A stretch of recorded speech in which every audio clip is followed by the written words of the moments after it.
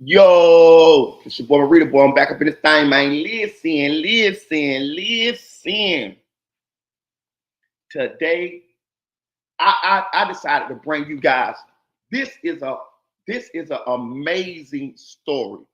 This is an amazing story. Let me tell y'all something. The story I'm bringing to you guys today is about the smartest, hands down. This is the smartest man I ever met in the streets. Ever. Hands down. This guy, when he would walk in the room with other bosses, I would see the other bosses like not afraid of him, but it was his intellect, his thinking ability. It just was, you could just tell it was on another level than this. It was something to see. Um, his name is Willie Wilson. His nickname is Pootie. He's from a block called Chapman Court in Orlando, Florida. If you know where the Orlando Arena is, right across the street is Chapman Court. I'm talking about right across the street. I'm talking about walk across the street, that's Chapman Court. I had the pleasure of knowing Pootie since I was like 5 years old. Full disclosure, when my mama brought me home from the hospital, I was born in ORMC, Orlando Regional Medical Center. When my mama brought me home from the hospital, we stayed on Chapman Court. Pootie was older than me, but I knew him from birth. You get what I'm saying? This is an amazing story, y'all. This is an amazing story. This guy right here, he did it all.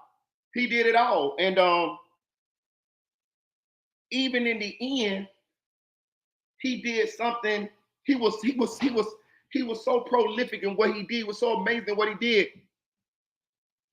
Even to this day, we don't know if he's alive or if he's dead. That's crazy, ain't it? He's the only guy that I ever knew in the streets that we don't know if he's alive or if he's dead. I never seen nothing like that. But that just go to show you how smart this guy is. Or was. It depends on whether he alive or if he dead. We don't. But I'm gonna just tell you guys the story. But before we get into it though, like, share, subscribe, comment to this video. Hey man, I appreciate you guys reaching out to me. Yeah, you know, life be life, and that's all I'm gonna say. Life be life, and then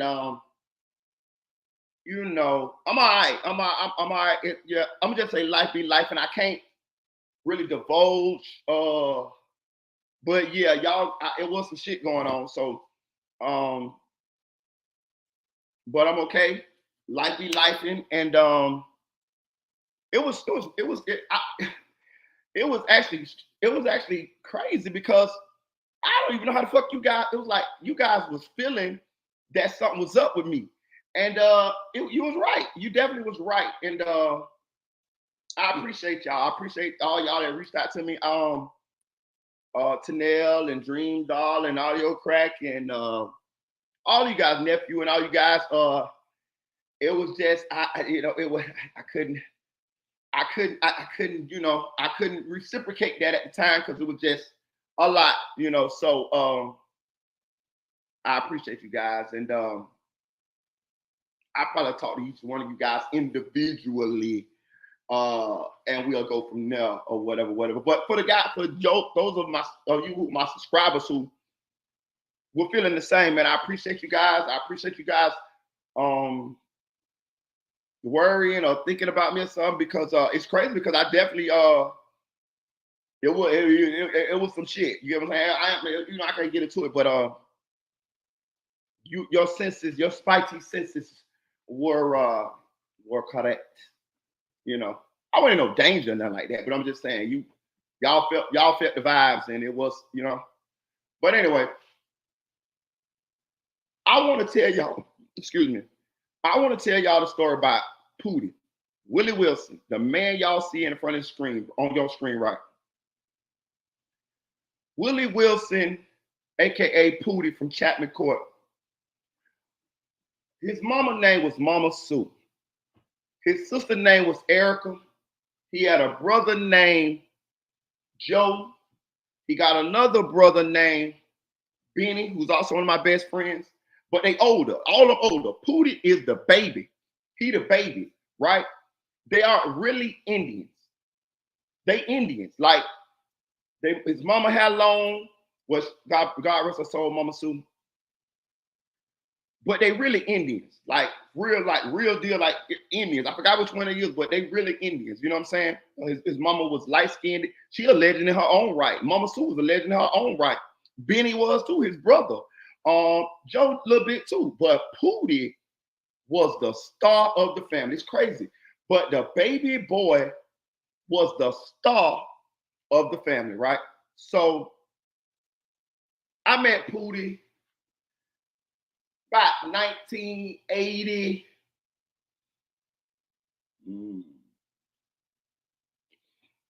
I left Chapman Court when I was like 5. So I had to meet Pootie like 1986. Like, somewhere up in there. I probably know him all my life, but I can't remember that far. I just remember when I was like 5 or 6, 4 and 5 and 6. So I had to meet Pootie like 1986, right? So Pootie had to be, goddamn, I need Pootie age because he's older than me. I was about 5 then. Tech is like 40. Tech about 44. I think Pootie a little older than Tech. Or would have been.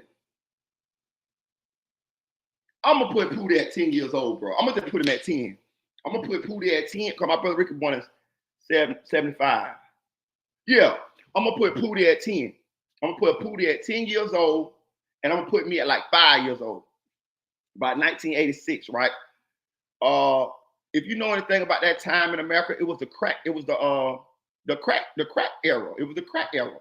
And just so fucking happened, if you know anything about the crack era, you had the Miami, in your city, your state probably had the Miami Boys movement.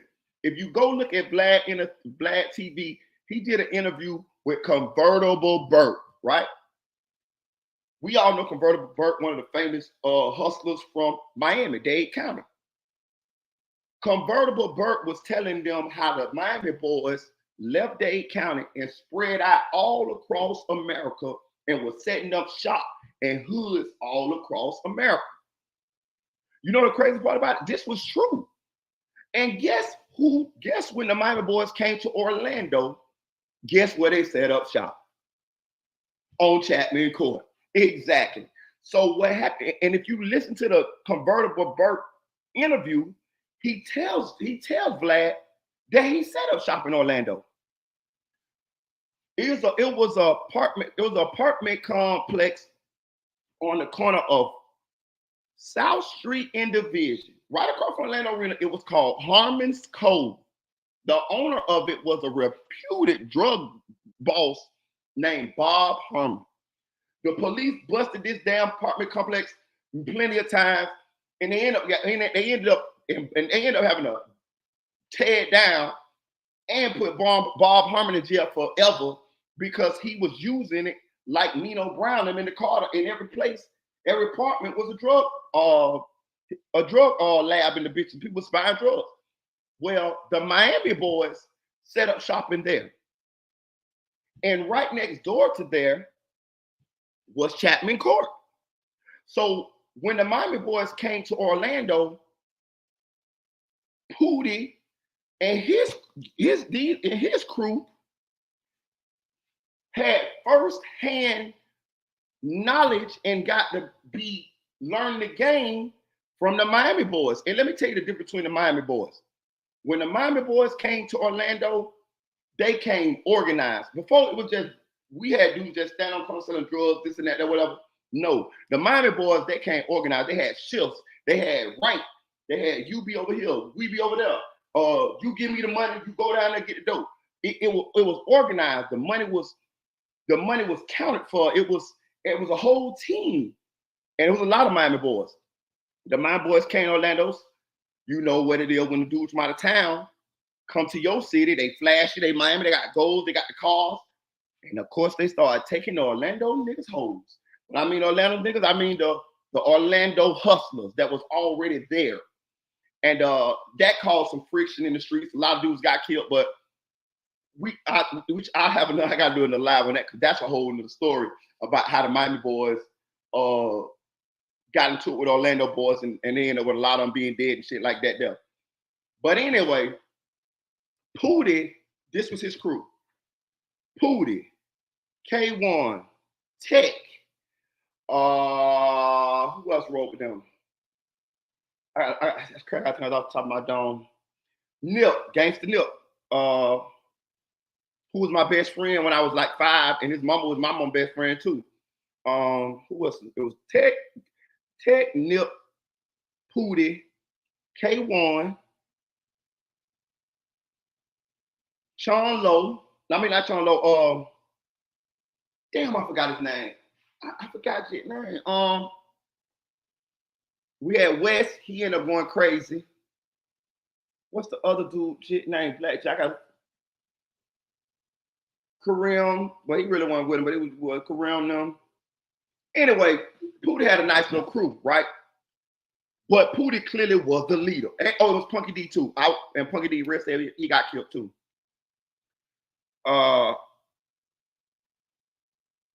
Pootie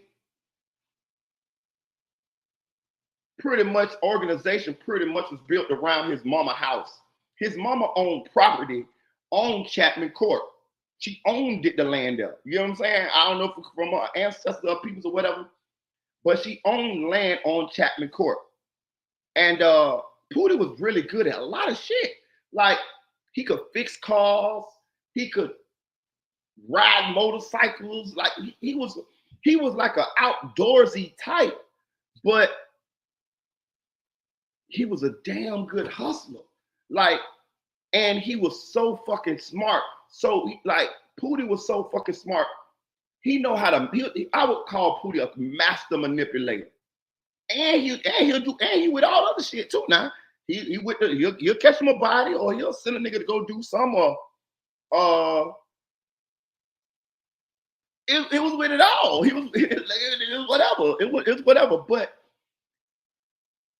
he didn't come off like that. You get what I'm saying? Like he didn't come off like I kill you.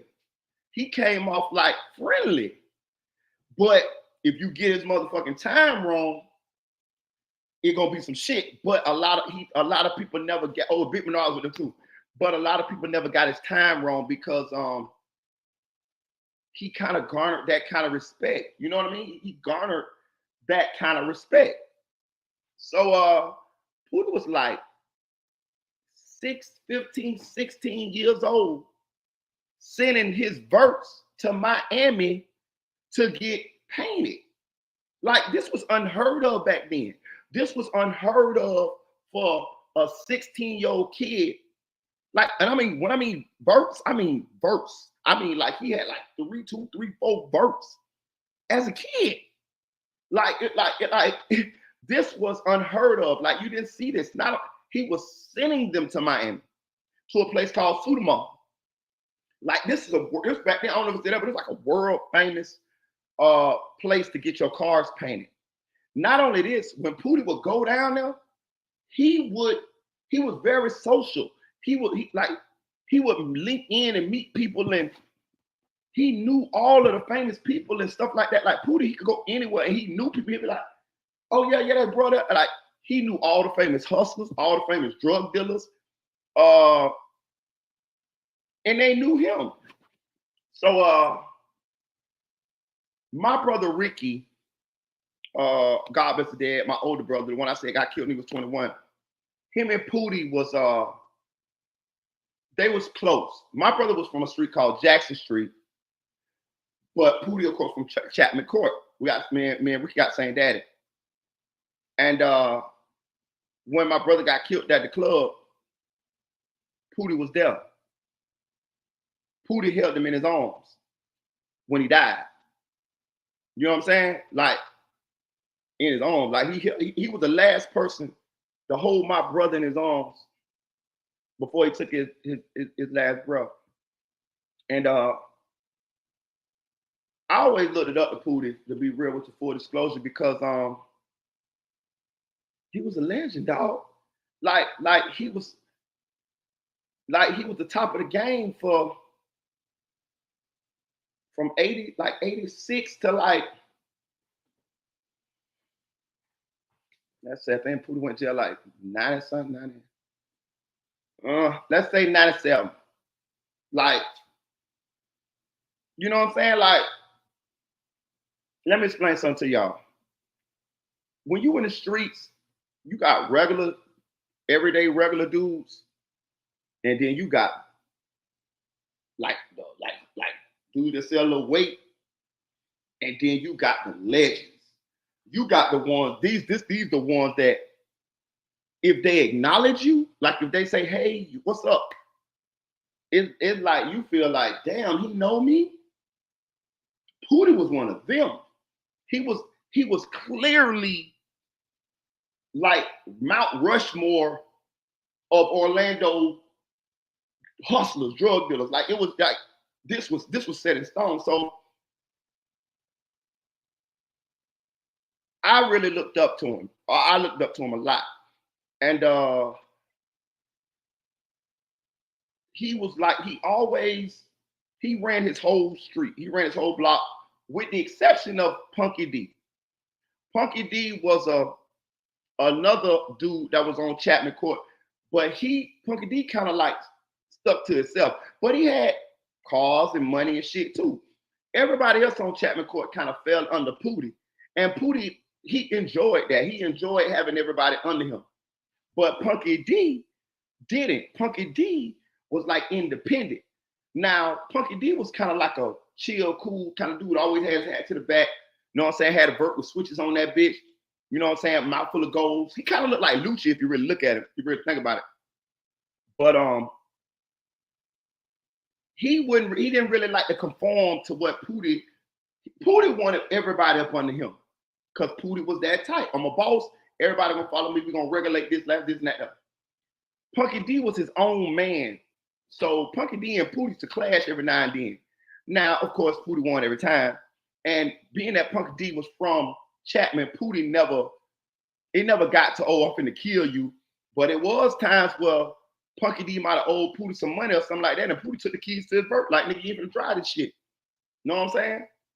And Punky D, you know what I mean? Hey, look, he wasn't no bitch, but at the same time, when he got Pootie money and then, you know, got his keys back, and it wasn't never nothing like that no more. You get what I'm saying? So it wasn't like it was like a homeboy beef. Punky D knew and Pootie knew. So and really what it really was Pootie really could never get Punky D to follow him like everybody else did. And he being that Punky D was on his block, and Punky D was the second best hustler on the block next to Pootie. Put it this way, Pootie like Yo Gotti and Punky D like Dolph. Like, man, fuck this shit, man. I ain't signing you. You know what I'm saying? It was sort of like that. And I was it kind of sad because one night we went to the club. It was Mother's Day, and all of us there, me, Pootie. I was from the corner. I'm from Paramount Corner, but you know, we all across town, so we all went to the club. Pootie ran the vert side, Punky D had the vert side, and all that type of shit. Punky D had a mean ass vert. Green Chevy with switches on that bitch. He used to come down motherfucking Pamo. I'm talking about he hitting that bitch, spark flying from that bitch, right? You know what I'm saying? He always had his hat to the back, looking like Lucci, mouth full of gold. And some kind of way, at the end of the night, we're going to the cars, and the Chapman Street crew, because Punky D is a Chapman Street guy, got into it with some guys, and some shots. Let's just say some shots went out. I don't know who shot what. Let's say some shots went out. And when the shit hit the fan, Punky D was dead, shot in the head in the parking lot. I went to his funeral. I went to his funeral. And I went to his repast, and it was really sad because it was said that he had nothing to do with nothing. He was just He was just at the wrong place at the wrong time. He wasn't even it was his crew in the argument with whoever. But he wasn't. He was you know, standing. And the bullet hit him and killed him, shot him in the head. And I'll just be real with you, bro. He wasn't meant to die. He shouldn't have died, bro. Now that I really think about it, I really like Punky D because it was so cool. Pootie did some real shit for Punky D when he died. He took Punky D vert and sent it to get airbrushed on it, right? He got Punky D airbrushed on the hood of the vert coming out of urn. Like it's like his legs was smoke, but then his body, the rest of the smoke turned into his body, and that's all on the hood of the it was a green Chevy. That bitch was clean. So we were standing all out on South Street, right? Pootie had the people bring the vert through on the record. In the height of the goddamn repass, the street is packed. It's over 200-300 people out there to remember Punky D. In the middle of all that, the flatbed come down South Street with Punky D vert. Bro, that shit was so motherfucking powerful, dog, to see that. You know what I'm saying? It was like he Pootie did that for him for his last ride. You know what I'm saying? I'm talking about the hood that bitch was so raw. Like he got Punky D airbrush coming out that bitch like his leg out the urn. His leg was like smoke. And then like he was holding his pants, had his hat to the back. And Pootie paid for that. Pootie did that. You know what I'm saying? And it was a big loss for the Chapman Street crew. You see what I'm saying? Because he definitely, one second, y'all. He definitely was like the second best hustler from Chapman Street, and he didn't deserve to die like that. 1 second.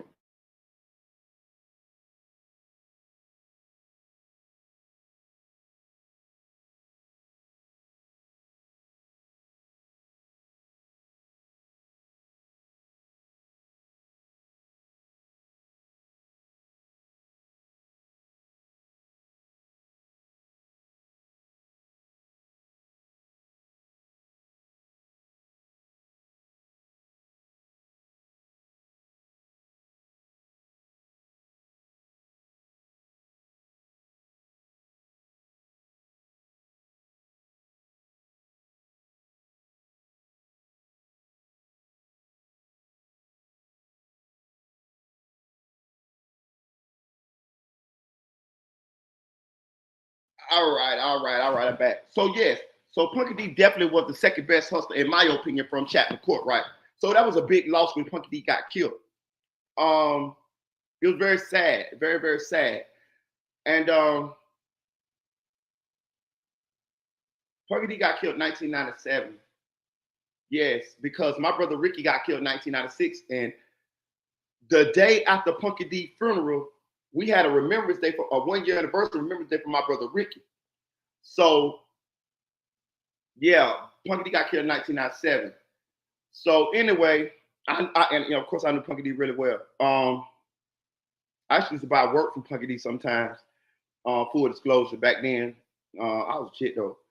But anyway, fast forward, Pootie catch a Fed case, right? This is his first time really going to, prison. He catch a Fed case, right? So he go to prison. He gone for about 5 years. He get out. When he get out, everybody happy that he out. Everybody's happy that he out because the Chapman Court mascot, the Chapman Court Don, the leader, is home now. Good morning, Chevy. Good morning, Chevy. Appreciate all you guys. Good morning, Haley. Good morning, Q Ball. Appreciate y'all. What's up, Ashley? So everybody's happy that Pootie's home now.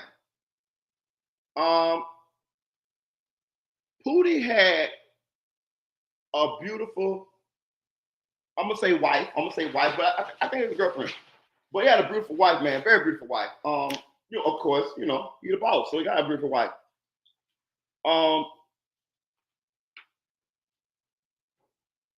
So when he got out, her mother, some kind of way, was over these big projects called Orange Center. I don't know exactly what her role was. Don't make me lie, but she had a role in that, and she got Pootie a job as like the head maintenance man over there, right? So you could ride down by Orange Center by the Citrus Bowl in Orlando. You can see Pootie out there. You know what I mean? You can see him out there on the little golf course, this and that there. But let me tell you about my boy. That shit was a front. You know what I'm saying? Like that shit was a front. He had to do that because of course you gotta face you on probation, this and that, there, whatever, right? So next thing you know, he's still doing his thing. He come Pootie snap with 2 verts. Now, we knew what the play was. Like, okay, nigga, I mean, you're back, you went to prison, you're back now. 5 years, you back with 2 verts. We already know what's going on. You back swinging. One of the dudes in Pootie crew was named Tech. Tech ended up being one of my closest homeboys. Tech is the one who showed me the other game that I told you about on the other line.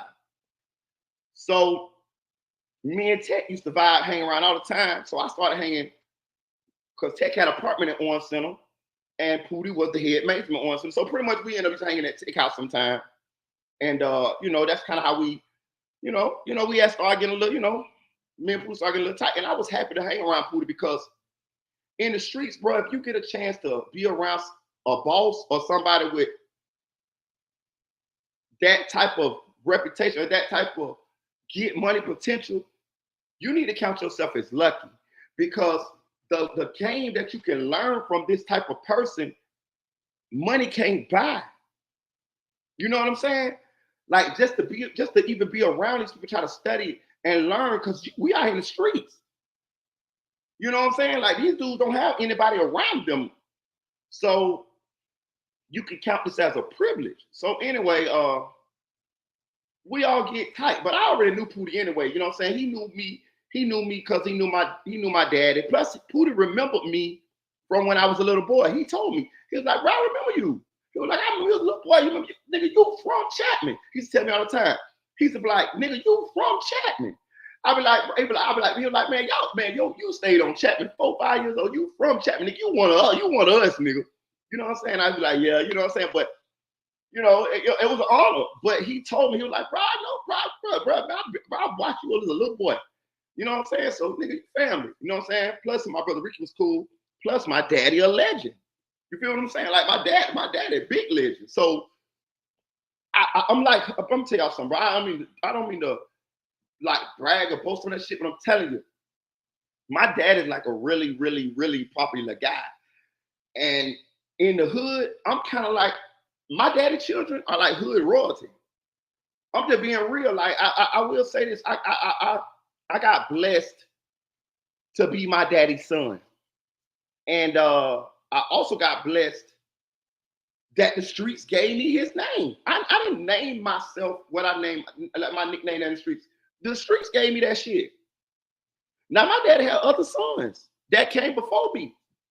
They didn't call none of them that. They gave me that name. I took it, which is big shoes to fill. But I'm just trying to say it kind of gave me a pass. But before I knew who I was, people knew who I was.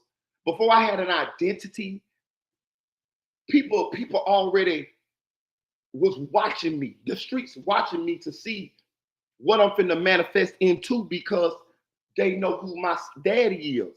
You get what I'm saying? I don't even know fucking that little dirty ass kid running around in the streets. But the hood watching me like, oh, that's such son. Let's see what he do.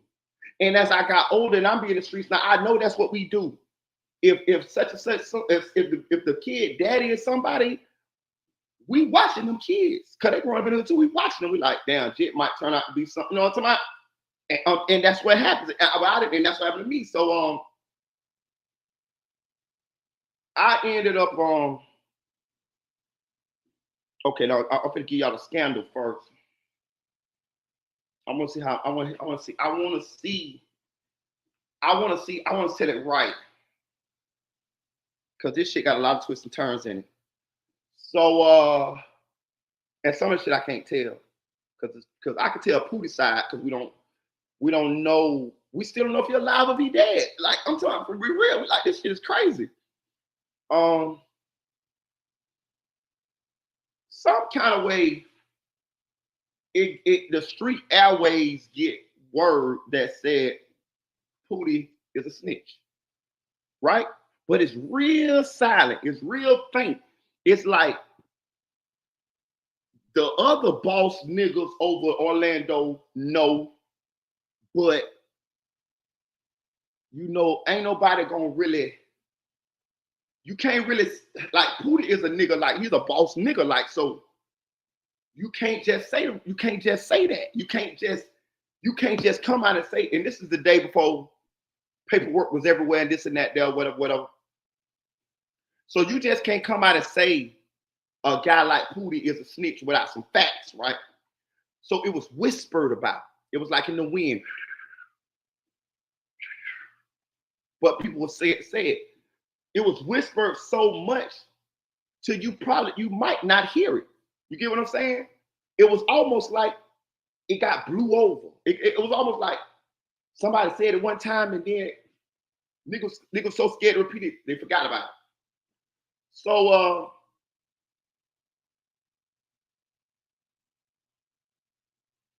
time go on, and me and Pootie, I'm gonna skip some parts, right? Me and Pootie hit it off, right? We hit it off real well. And to the point where I was in Pootie really, really, really, really, really, really close circle, right? I was so happy to be in this close circle because it was like a dream. It was like almost getting like, you know, like getting signed to fucking cash money or something. You know, I get to be around this guy. Everybody around this guy got money. You get what I'm saying? Like, so I know that I'm gonna get to learn the streets. And not only that, this fucking guy's the smartest fucking guy I've ever seen in the streets. So I was so excited to be able to hang around. So me and started hanging every day. We did some things. You know what I'm saying? We did some things. I'm just say we did some things. Me and him. Like, can you imagine? Just me and him. Look at this guy. Just look at him. This guy's an intimidating motherfucker. Plus, he got a name. Me and him did some things. I'm gonna just say that. I'm gonna say we didn't sell no drugs. I'm gonna just say we did some things. That's all I'm gonna say. You know, I ain't gonna get too deep into it, but we did some things. And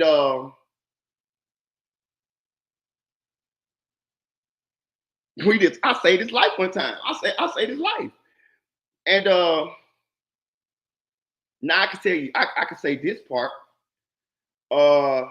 Me and him go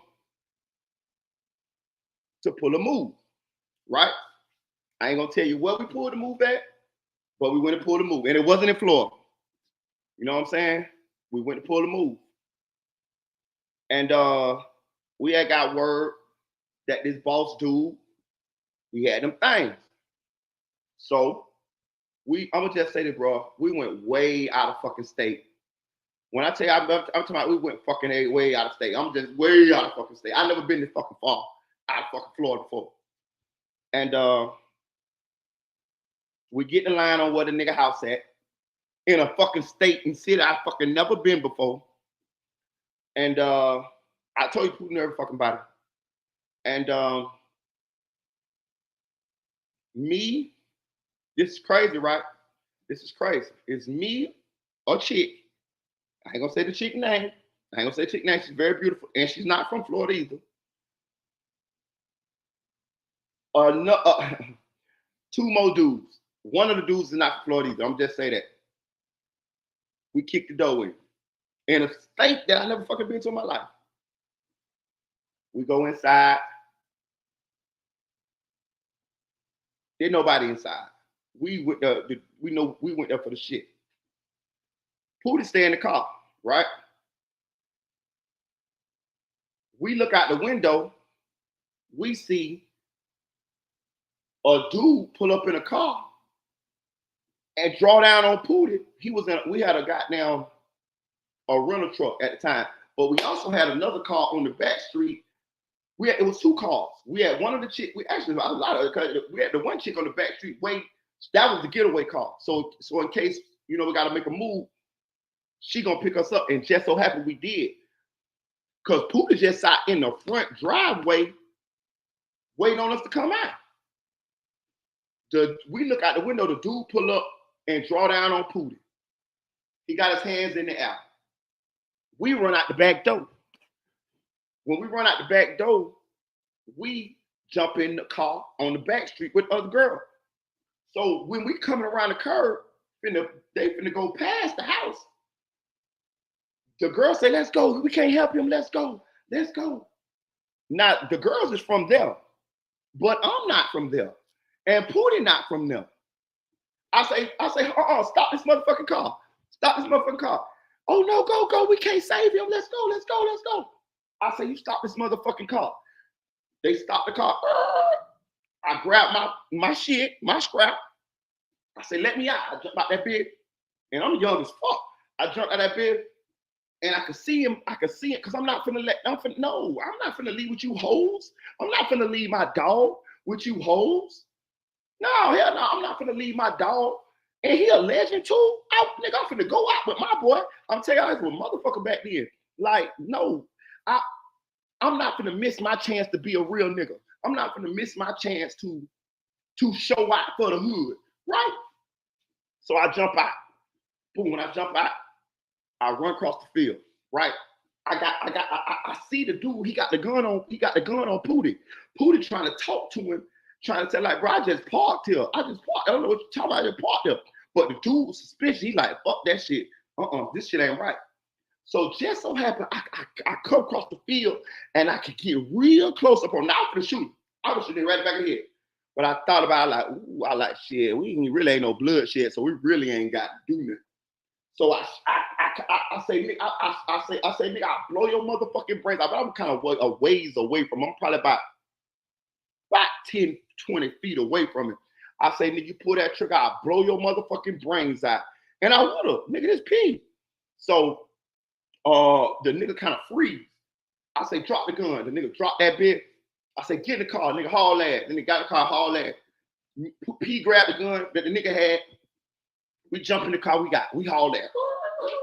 We get out of there. We get out of that bit. We don't know if they're gonna call the police or nothing. So we pull on a little back street. I'll never forget, just me and him.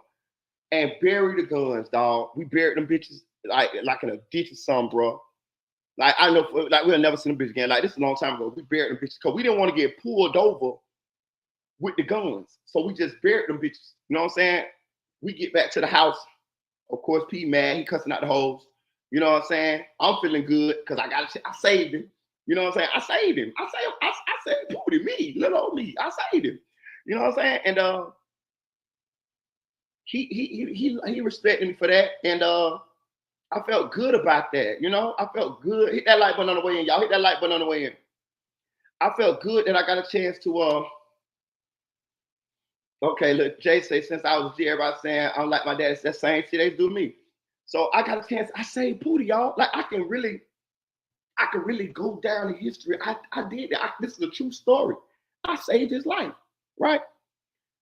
So I'm gonna tell you time he saved my life, and then I'm gonna get into what happened. I'm gonna get to how they say he faked his death, and we don't know if he's alive, if he dead. The nigga did some shit, right? So we go pull another move. Me and Pootie and the same chicks, right? Now, I'm getting the opportunity to be around him every day. I'm part of his crew. Like, he'll come pick me up in the rentals and shit like that. Now, he still got 2-3 verts and shit like that there. But I'm his crew. It's me, and I ain't gonna say the rest, but it's like I'm part of Pootie crew. Like y'all, I keep saying it because y'all don't understand how much of an honor that is. Like in the hood, it's crazy the shit we glorify, but I found myself part of Pootie crew. I'm making my name. He already seen me get down with the fire, so he know. He like, yeah, bro, gonna do it. That's my nigga. He got me. Plus, he was cool with my brother. Plus, he know my daddy. So it's like a match made in heaven. So and I'm happy. I get to be around him. I know the money gonna come because we ain't really hit nothing yet, but I know the money gonna come because Pootie always get money. Everybody around Pootie get money, and me and him is on getting money. So I just know it's gonna come. So we go and pull another move, right?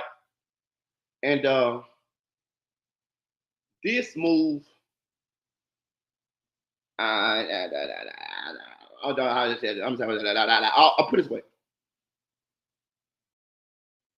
We run down on somebody, same situation. Well, we catch this motherfucker. And the dude telling us he ain't a drug dealer, right?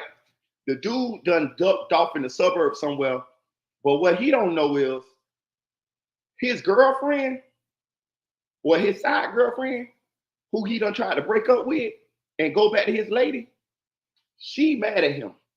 And she done put us up on what a work at, where he at, and she doing all this because she's really mad that he stopped fucking with her. And he went back to his lady. So, excuse me, she telling us, let's go get that nigga. And I'm like, we like, all right, and we're gonna break you off. That's the play. So when we catch him at his residence, we do our thing. And he telling us he ain't no drug dealer. Because he trying to blend in like he a motherfucking, but we ain't buying that shit. So that's why I be trying to tell motherfuckers, dog. Like, that's why motherfuckers be talking all that shit. Y'all know what I'm saying. Motherfuckers be talking all that shit. But they got me fucked up. You see what I'm saying? Like, that's why I be trying to tell people, like, just let me be let me leave me alone. Because I'm fucked up. Like, you know what I mean? This is the Marita you see, I'm trying to get right. I'm trying to not to, be a statistic or a victim or no shit like that, but it's still in me, right? Just leave me alone. Cause y'all niggas ain't ready. I be ready to die. You feel me? Like for real. Like that shit be like, nigga, what it is. So anyway, we end up going through the nigga shit. Found the old ragged ass pound of weed. This was the oldest fucking pound of weed ever in my I've seen in my fucking life. And then he had a fucking AR-15 linked up against his fucking dresser in his room. So I see that I thought you saying you ain't no drug dealer, fuck nigga. What you doing with the AR-15? Right across the head, you know how it go. You know what I'm talking about? Right across the head. You know what I'm talking about? You know what I'm talking about? Don't play. You know what I'm talking about? You know what I'm talking about? Like, you know what I'm talking about? Like, fuck nigga. You know what I'm talking about? Nigga, you lied. You know what I'm talking about? You know how it go now, nigga. Fuck nigga. You said, what the AR-15 doing here? You know what I'm talking about? What it look pound of weed? You know what I'm talking about? All that type of shit, right? So, that when the torches and shit come out, told where it's at. We ain't leaving. We in here for business, cause you don't know your side bitch done put us up on you. So we ain't telling them this, but we not leaving, player. You get what I'm saying? You know how, right? You already know how. We committed now, so don't make us. Just tell me. Now I gotta give this dude credit. He was kind of hard though. That's another thing people don't be telling you. When you're doing all this shit, some of these niggas be hard. Some of these niggas, you got to fucking, you got to really put your foot down. That's why, the old move used to be kick the door in, then you bust a nigga in the leg or off top, let a nigga know you ain't bullshit. You know how you used to, the old move, pow, Fuck nigga, that let nigga know you ain't playing. But anyway, we end up flipping the house. That's another thing they don't tell you. Cause the nigga really didn't want to say nothing. And I don't want to say who all was there, but it was more than him there, and it was it was some shit I wasn't proud of because I had to do it like that. There, you know what I'm talking about? I was like, you know what I mean? That was the old me. Hey, I'm here now. Ain't no motherfucking. I keep trying to tell y'all, like, I know what the play is when I'm in whatever situation I'm in. I could be a fucking church boy, nice guy today, but if you put me in a certain situation, I'm gonna turn into a motherfucking hyena. You get what I'm saying? Like I know my environment, and I know what gotta go with where I gotta go. So at that point when we was in what we was doing, I couldn't have no heart. You get what I'm saying? Like it's not the place for that. It's not the place for no heart right here. That's how a lot of time they get fucked up doing shit, because that's how people get killed too. Because you know we might not want to do nothing to you, but bitch, I might see this. Somebody might see this, and somebody, you get what I'm saying? But it just so happened nothing that happened. But I'm saying, like, I'ma just say it was kids and shit, the dog, and I wasn't never proud of that shit. Like that shit bothered me, and that's you know what I'm saying. But it was kids there, you know what I'm saying. But at that time, I ain't finna just not because the kids there, like, hey, y'all have finna, you know, you finna get what you finna get your business. So anyway, we end up not getting nothing. Because when the nigga never told nothing, we flipped the house. I even went in the fucking attic, dog. I was all up on that motherfucking Pink Panther shit. I was looking for the shit. You know what I'm saying? Because the girl tell us it's there. Wait, listen, we got her on the phone. We got the girls in the car. We got the girl on the phone while we got them, you know. Hey, I'm saying what that is. So anyway, we was in there for a little bit. We ended up just leaving. We took the ragged ass pound of weed. That was the garbage ragged fucking pound of weed I ever seen. That shit was like old and fucked up, right? So we took that shit. He had some scales in there in a duffel bag. He had like a 45 and he had AR-15. So I want AR-15, right? I'm crazy, right? The bitch so pretty. I want it. So I took that. Plus, I ain't gonna leave you. You think you shooters going when we leaving this bitch? So we took AR-15. So Pootie tell me leave the gun. I said, please. I said, I want the gun. He said, man, leave that shit, dog. I said, man, I want this motherfucking gun. So the girls, they don't want to ride back with us, right? Because no. So Pete told me, he said, look, check this out. He said, okay, I'll tell you what. We had 2 cars, right?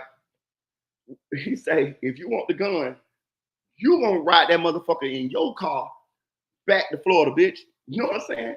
So he said, you gonna ride that bitch back to Florida. So I said, all right. So my dumb ass, bro. That's how you young and dumb, right?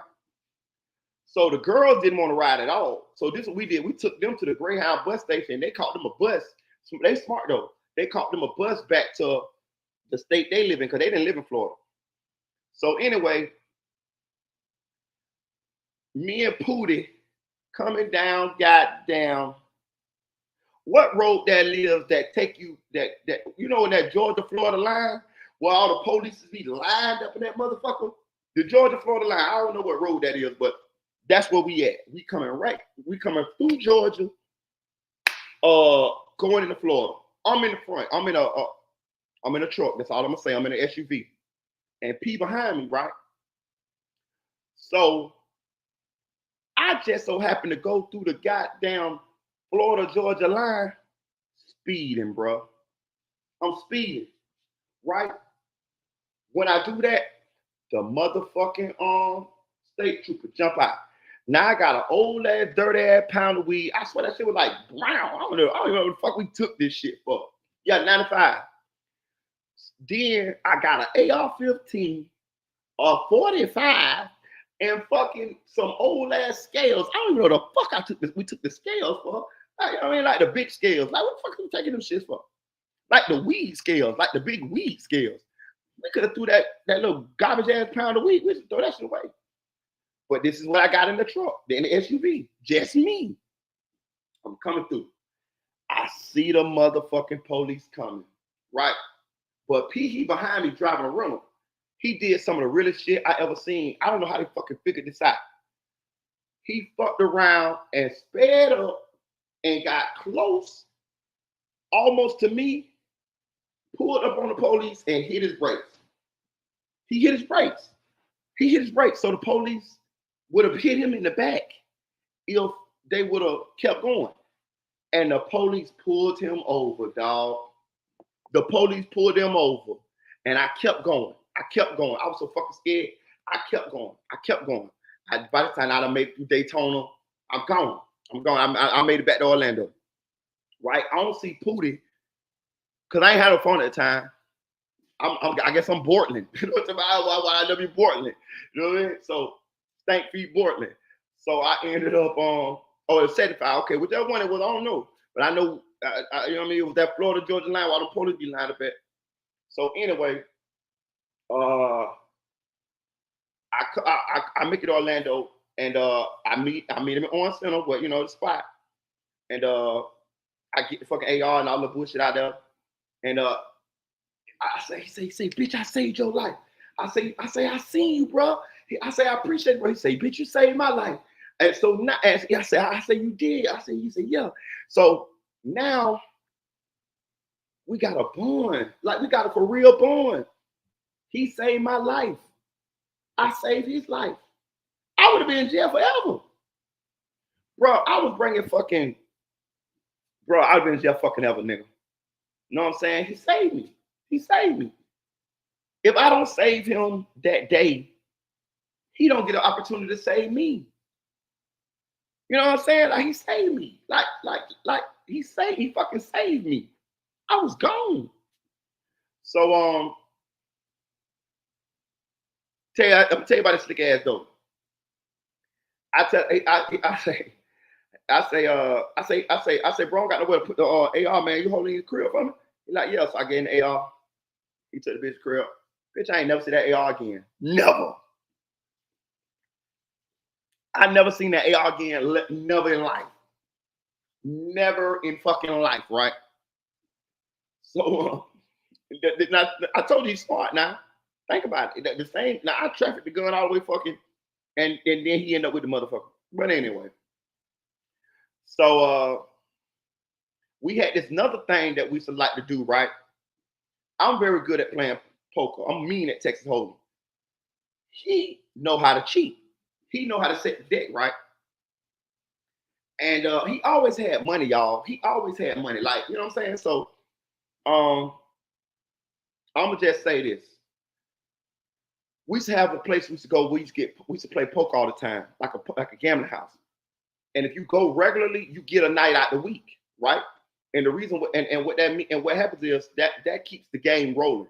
So if you come and play poker everybody else night, when your night comes, those people obligated to come play poker on your night, which means you get to cut the pot that night, and that money is your money. Now you got to give the house a percentage of that money, but what it does is it guarantees that as long as you come play poker on those other nights, that when your night comes, you can be the house man and you can cut the pot and you get 10% of each pot. So Pootie had a night and I had a night, right? Because I play poker a lot, he played poker a lot. Now we friends, we tag team partners. We just when we doing all the shit we doing, right? So he let me know that he knew how to set the deck. And I was like, really? He was like, yeah. He was like, so this is what we gonna do. He was like, you sit behind me. He said, when I shuffle the cards, I'm gonna put a crimp in the cards. You cut on the crimp, you're gonna get trip deuces or some shit like that, and you're gonna be good. He said, I'm never gonna get the winning hand. I'm gonna give you the winning hand. I said, okay. So enough, when it come on his deal, there it is, trip deuces. He get them bitches to me. Like he wouldn't give you aces, no shit like that. He gonna give you subtle shit. Trip 4s, trip 7s, trip 8s. Trips a motherfucker. You can fuck around and bolt up. A lot of times you get another pair, but it was subtle enough. And then when those hands would come, I would bet a lot of money. And and he would raise me. You get what I'm saying? So he know I got trip deuces or whatever. So when I would bet, say I bet 100, Pootie gonna bet me with 200. You see what I'm saying? That's to build the pot up. It's my night. So I'm gonna get the cut. I'm getting to cut the pot 10%. So what me and Pootie would do is, once we bust down the money, once we get once the game over, we get the money from the pot. Me and him will split it, right? I cut $12,000 one night, and I had to get a house man like 40%. See what I'm saying? So that left that like $6,000 some dollars, something like that, somewhere else, 12,000, somewhere up in there. So me and Pootie end up splitting like $3,000 some dollars a piece, right? Plus the money I done won. You get what I'm saying? Like the money I won, that's in my pocket. You know what I'm saying? Sometimes I would have to win a hand, and I fold it because I let him win the hand. You see what I'm saying? Like we was running, but this was all his game. He gave me this game, so we running this game at the same time too, and we still moving around, tapping nigga, what do you call it? Putting belt to ass. You see what I'm saying? Like me and Pootie, like shit is fucking crazy. Like this nigga was a legend before I fucking ever met him, and now I get an opportunity to do this, to hang around with him. I don't know how the fuck I ended up in this spot. This is a spot that a lot of people would love to be in. Like, you know what I'm saying? Like this is crazy, right?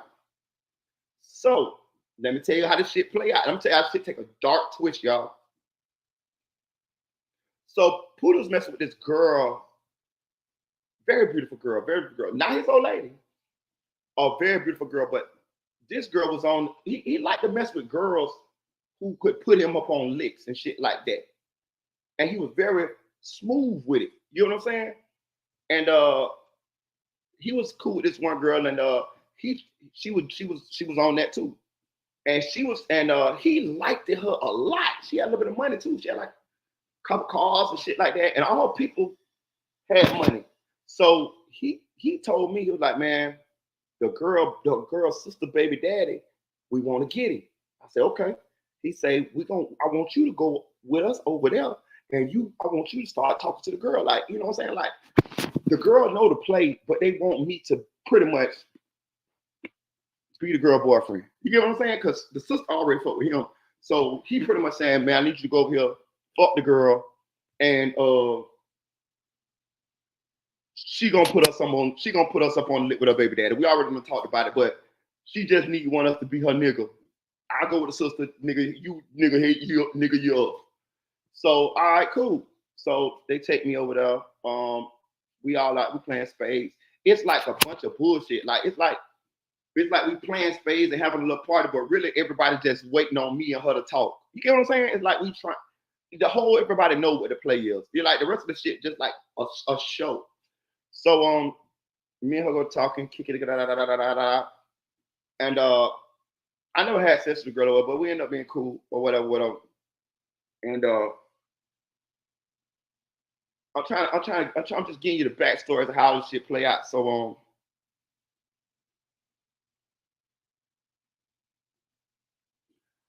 So at this time, I'm staying on Jackson Street.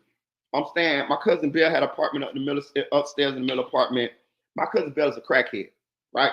She's a fucking, like, I'm talking about like straight crackhead, like, you know what I'm saying? But she rented me a room, and I'm on the block. So I get to hustle and sleep on the block. Like, you know what I mean? Everybody leave, I can still hustle and shit, you know what I'm saying? So I'm on Jackson, but you know, we got Jackson live. It's like it's everybody out there, you know what I mean? But it's nighttime, right? So, let me tell you what happened. Let me tell you how we got to this. So, Pootie had fronted me 14 grams. He fronted me 14 grams, but he cooked it up for me, made a cookie. Bro, this nigga cooked so goddamn good, bro. I'm talking about bro, that shit, that I ain't never seen nobody cook that fast, flop that bitch out the bowl, and that bitch just a cookie gave it to me, right? He fronted me 14 grams, right? But I'm telling you, Pooh was slick. This is what he used to do, right? He fronted me 14 grams, and I made it a cookie, and I wanted to just sit on the block and hustle it. He salute Dre Jones. So he wanted but let me tell you, the same night he fronted to me, he came and picked me up to let's go to the club. I said, bro, I don't want to go to no club, bro. I said, I got to sell shit, you know what I'm saying? He like, bro, man, fuck that shit, man. Come on, go to the club, this and that, da da da da. I'm like, bro, I said, bro, I ain't going to the club. You know, I had already learned by that, you know what I'm saying? All that going to the club and spending your bond money. Now, bro, you got to stay down, you know what I'm saying? But I'm telling you, Pootie very slick, y'all.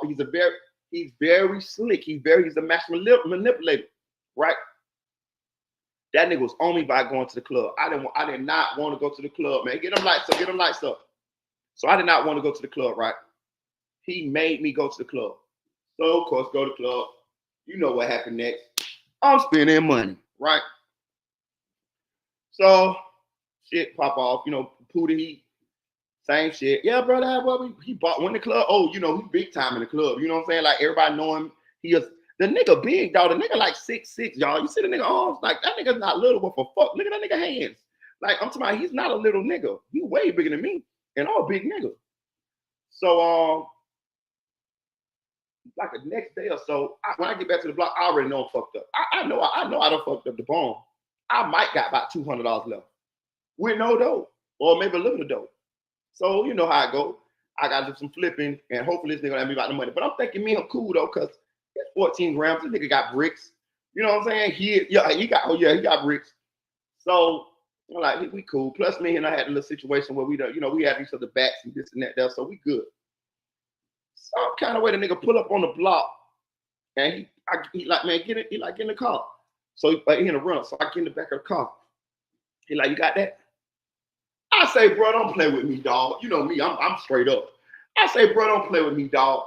He say, I ain't bullshit. You got that? I say, bro, I told you, I spent that money in the motherfucking club. You gotta give me a couple days. He talking about, bro, I know you ain't spending money. I say, what? Nigga, I told you. You fucking made me go to the club. He say, bro, I ain't make you go to no motherfucking club, bro. You better get my motherfucking money. I looked at him. I looked in his eyes, and that was the first time I got to see he was dead ass serious, dog. He was dead ass serious. That nigga say, bro, I ain't playing with you. You better get my motherfucking money. $400, y'all. $400. I looked in his eyes. I got out the car. I was hurt because $400 between me and you, $400. But see, that was the other side of him that kept him being a boss. The side that I never got a chance to see. See, he got a nice finesse game. He's nice all the time. But when it's about business, when it's about that motherfucking money, he turned into that. You see what I'm saying? I can't knock him for it, but I just felt like we was better than that, right? So I got a call. Closed door. Listen, I was gonna give him fucking money, but really I was hurt. So I ain't say like, oh bro, I'm gonna get your money, this and that. I just looked at him and just got out the car, dog. You know what I'm saying? Like looking at it like, bro, you serious? Like, you talking to me like this? Like me? I just got out the car, dog. I was hurt, right? So, a couple nights later, I'm on the block, right? But I'm upstairs in my cousin's house. Bro, I heard so many motherfucking gunshots. I jump on the floor. I'm upstairs though. I lay on the floor. So when the gunshots stop, I come out on the balcony. I see everybody standing around down down below beneath the apartments. So I'm like, what the fuck that was? What the fuck that was? Everybody like, man, I don't know, man. It was over there in the parking lots. Some nigga ran out, shot up a white car in the parking lot. The white car just backed out, went that way, right? So now I come downstairs. When I come downstairs, I heard somebody say, that was that nigga Pootie car. That's that nigga Pootie car. They just ran over there and shot that nigga Pootie car. He backed all the way down the street down there. But they shot that nigga, I shot that car a bunch of times, right? So with the story is that somebody ran out the cut and shot Pootie car, right? But Pootie can drive really well. So he backed the car down the road while the car getting shot at. Blah, blah, blah, blah, blah, right? So I get my homeboy, I ain't gonna say his name, we jump in the car and we go looking for Pootie. We go looking for the car because we know the car got shot up. So we get all the way to Orange Avenue and South Street, and we by the Grand Bohemian down there. If you know, we know on Orange Avenue and South Street. And we see Pootie car. It's shot up, right? I see his shoe on the ground. We get out, we ask the police, hey man, what happened? Who's this way at? They said we just took him to the Orlando Regional Medical Center. That's the same place I went at right down the street. I say, he alive, he dead? They say, we don't know, but he got shot about 10 times. I said, oh, God damn. I say, damn, they done killed the dog, right? So we get to the hospital. His family there, right? Them bitches already there. And his girl family there. Nigga. We asking him, is he all right? We asking him, is he all right? They telling us, we don't know. He might be like he's gonna die, this and that, whatever. So we like, damn, you know what I mean? Like, damn. So just as we leaving, the doctor come out the back. The doctor say, he got shot at a bunch of times, but he's gonna live. He's gonna be all right. He's gonna be all right. He got shot a couple times, but he's gonna be all right. So we like, okay. You know what I'm saying? But we leave, right? So the next day, me, my homeboy Bogart, who the fuck else went up there with me, bro? I can't remember, was it Moot Boy or was it OG? But either way, I know me and Bogart went to the hospital. When we go to the hospital the next day, we trying to see Pootie because this my boy. This my boy. You know. Now they got him under, what they call that shit? John Doe, because they don't want nobody to know who he is because he's a shooting victim. But we know his family. They sit right there. We know them. They're from the hood. So we like, hey, what's going on? What's up with bro? They looking at us like this. Stone face. Nobody saying nothing.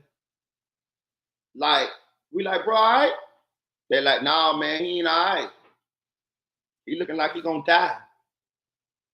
So now we like, what the fuck? Bogart tapped me on my shoulder. Like, come on, bro. Because we feel the vibe. Like, you supposed to let us in there to see them. It's our dog.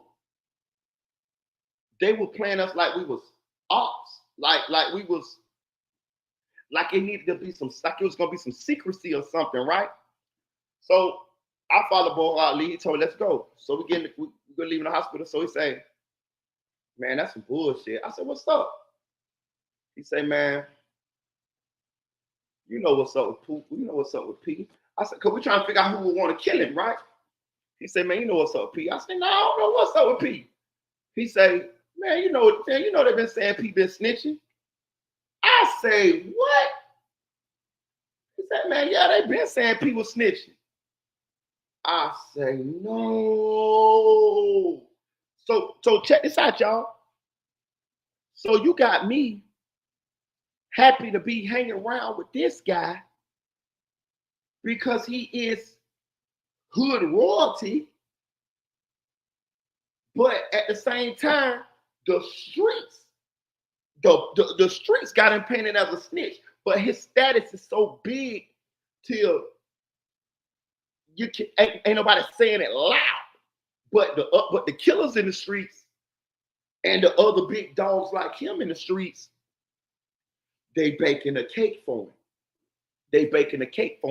But it just gotta be right though. So he had a hit on him the whole fucking time I'm hanging with him. Now think about this, y'all. He knew this. Pootie is the first nigga that put me up on. Always have. You want to know? I'm gonna give y'all some free game here, y'all. If you want to know what's going on in the streets, make sure you got you a girl, a girlfriend, a cousin, or somebody that runs a salon, a beauty salon, or be up in the fucking beauty salon.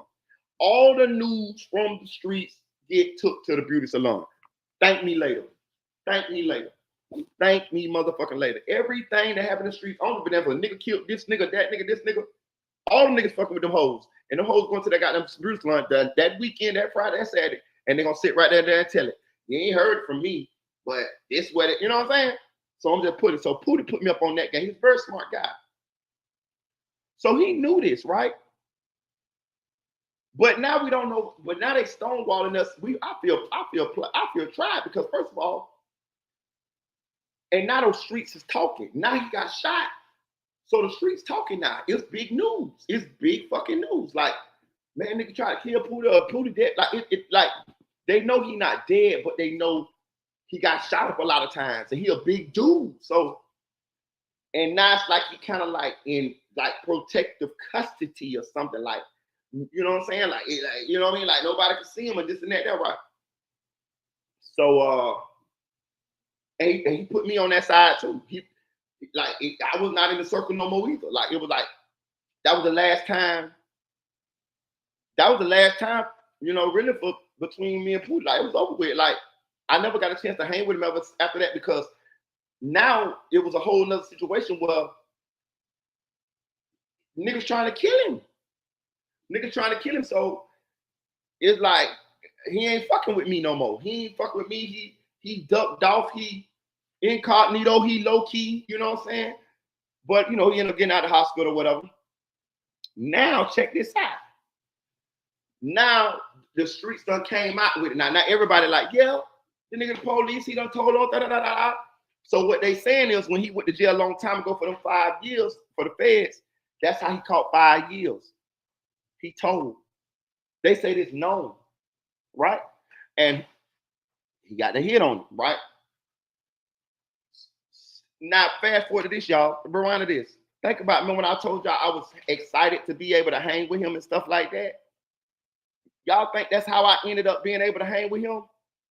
Maybe because everybody else knew and I didn't. And I was just the little young BG, the little young buck. You know what I'm saying? Like just because it's strange how I end up hanging with him. A nigga of that stature. Not only that, how come what happened to the crew? You see what I'm saying? Like he had a crew before, but now it's just me and him. You know what I'm saying? Like it was strange. I tend to believe that has something to do with it. But anyway, so my baby mama, the one that passed, was messing with a guy. Let's put it away. After not after me, but after her other boyfriend. She had a boyfriend after me. And they came and picked the guy up for the shooting, right? Now, this guy is not nobody to be fucked with either, right? He liked that. Got a lot of respect and got a bag. They put him in jail for the attempted murder of Willie Wilson, right? But they was already saying he was a snitch, right? Check out what Willie Wilson do. He tell the police that guy shot him. Further solidifying that you a snitch. You know how I know he said that? My baby mama, the one who passed, she brought me the paperwork. She said, your homeboy snitch. I said, man, what the fuck you talking about? I said, I already heard that other shit. She said, no, he snitched on da-da-da. I ain't gonna say his name. She said, him. She gave me the paperwork. I read it. He told the police that we were sitting in his car. He saw da-da-da-da-da, walk up and shoot him at the car. Now I'm gonna say this. When I came out on the porch, I saw da-da-da-da-da. Da-da-da-da-da was not over there by that car. So, or over there, like I don't see how da-da-da-da-da got from way over there to way over there in that short amount of time. But on any accord, he said da-da-da-da-da, shot it, right? This is what I believe. I think he said that guy shot him because he felt like that guy orchestrated it. You get what I'm saying? I think he felt like that guy orchestrated. The hit didn't come from that guy, but that guy was one of the guys that put it together because we on the same block. You get what I'm saying? Like you get if you get hit on this block, you got to be somebody from this block. Like you can't just we was at niggas that ain't coming through like that. But anyway, I think he still lied on him, right? I really do to this day. I think he lied on. I think Willie Wilson lied and said that guy shot him. But either way, this solidifying him as a snitch. We got paperwork is out there now. Fuck what they say you already told on. Fuck what you got the hit put on you about. We know you snitch because on this we see the paperwork.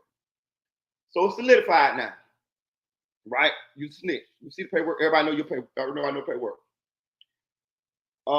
After this, he go into hiding, y'all.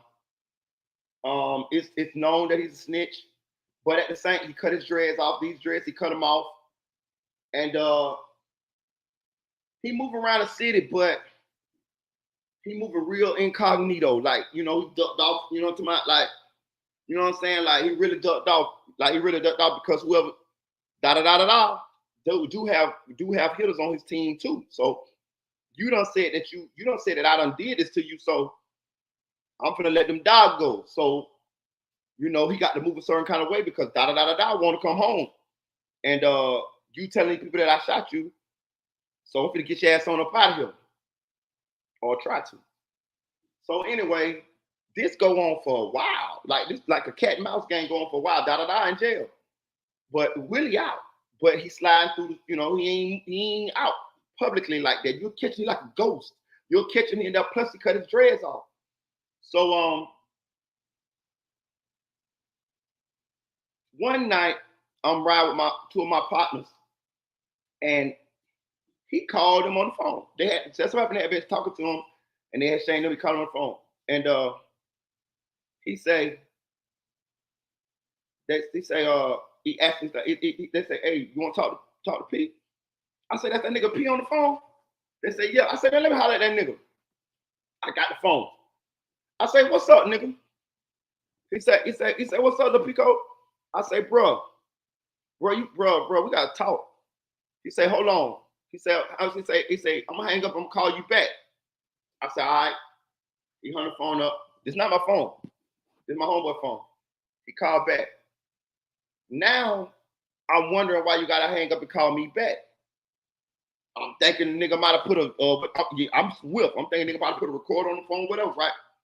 So, he like, yo, what up? I say, bro, check this out. I say, we see the paperwork that you said, shot you, right? He say, yeah. I say, bro, check this out. I say, you was somebody, bro. I say, bro, you was somebody, bro. I say, bro, you milked your name from the 80s to up to the 90s. You a legend. You was gonna die on the Mount Rushmore of street Orlando legends. I told him this on the phone. I said, bro, first of all, if you knew that you were telling on niggas, bro, how you had me rolling around with you, bro? I said, bro, how come them niggas could have killed me in that car with you, bro? Like, if I'd have been, if me and you ain't fall out about $400, I would have been in that fucking car with you, bro.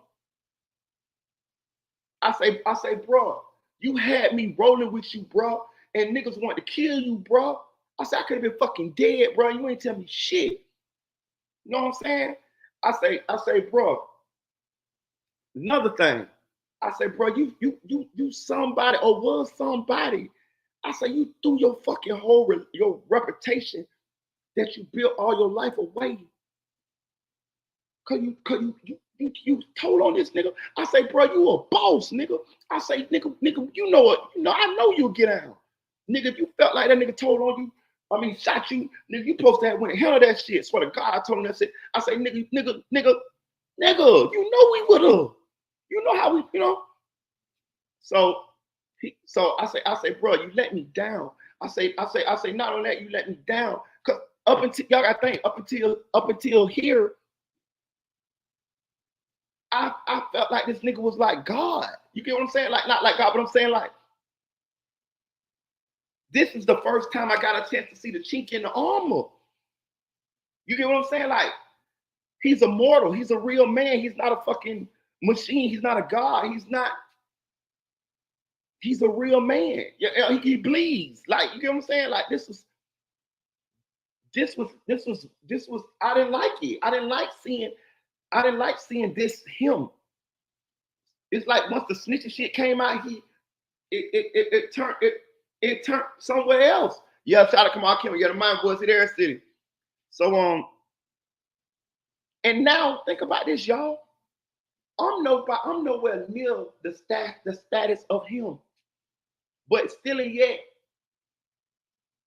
I'm preaching, I'm telling him shit that he should already know, and he should have handled this way.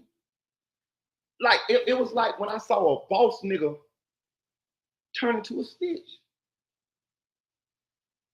I can't explain it to you, but it's like they change right in front of your face. It's like their demeanor, the persona. It's like once they know that you know and everybody knows, it's like they turn into a regular person. It's like they not a super saiyan no more. And I didn't like it. That shit hurt my feelings. And cause I told you I looked up to him. You know what I'm saying? Like, and so I told him that, and he went to saying, "Hey, bro, listen, hold on. He did shoot me. You know how he shot? I know he shot." I say, "Oh, I would talk crazy. I wasn't doing like that." I said, I said, "I don't want to hear that." I said, "I don't want to hear that. I don't want to hear none of that shit. I don't want to hear none of that shit. Don't tell me nothing." You know what I'm saying? I say, "Bro, I don't want to hear that. I don't want to know why you feel like he shot you. I don't want to know the story.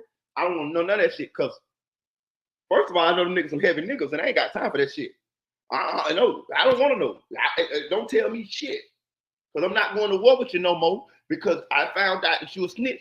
And on top of that, you had me in danger and didn't even tell me that you was a fucking snitch. So now you ain't even got me to go to war with you. You feel what I'm saying? I ain't going to war with you because that's what I went to the hospital for. When we found out you had got shot, we came to do something. You feel what I'm saying? Like that, you my nigga. I'm finna go to war with you. I'm finna go all the way out with you before I knew you was a snitch. I get to hang with a boss nigga.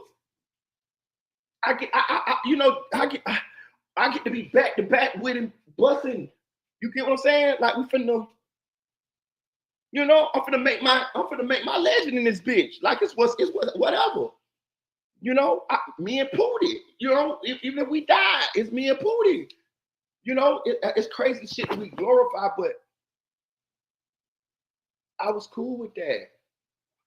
I was cool with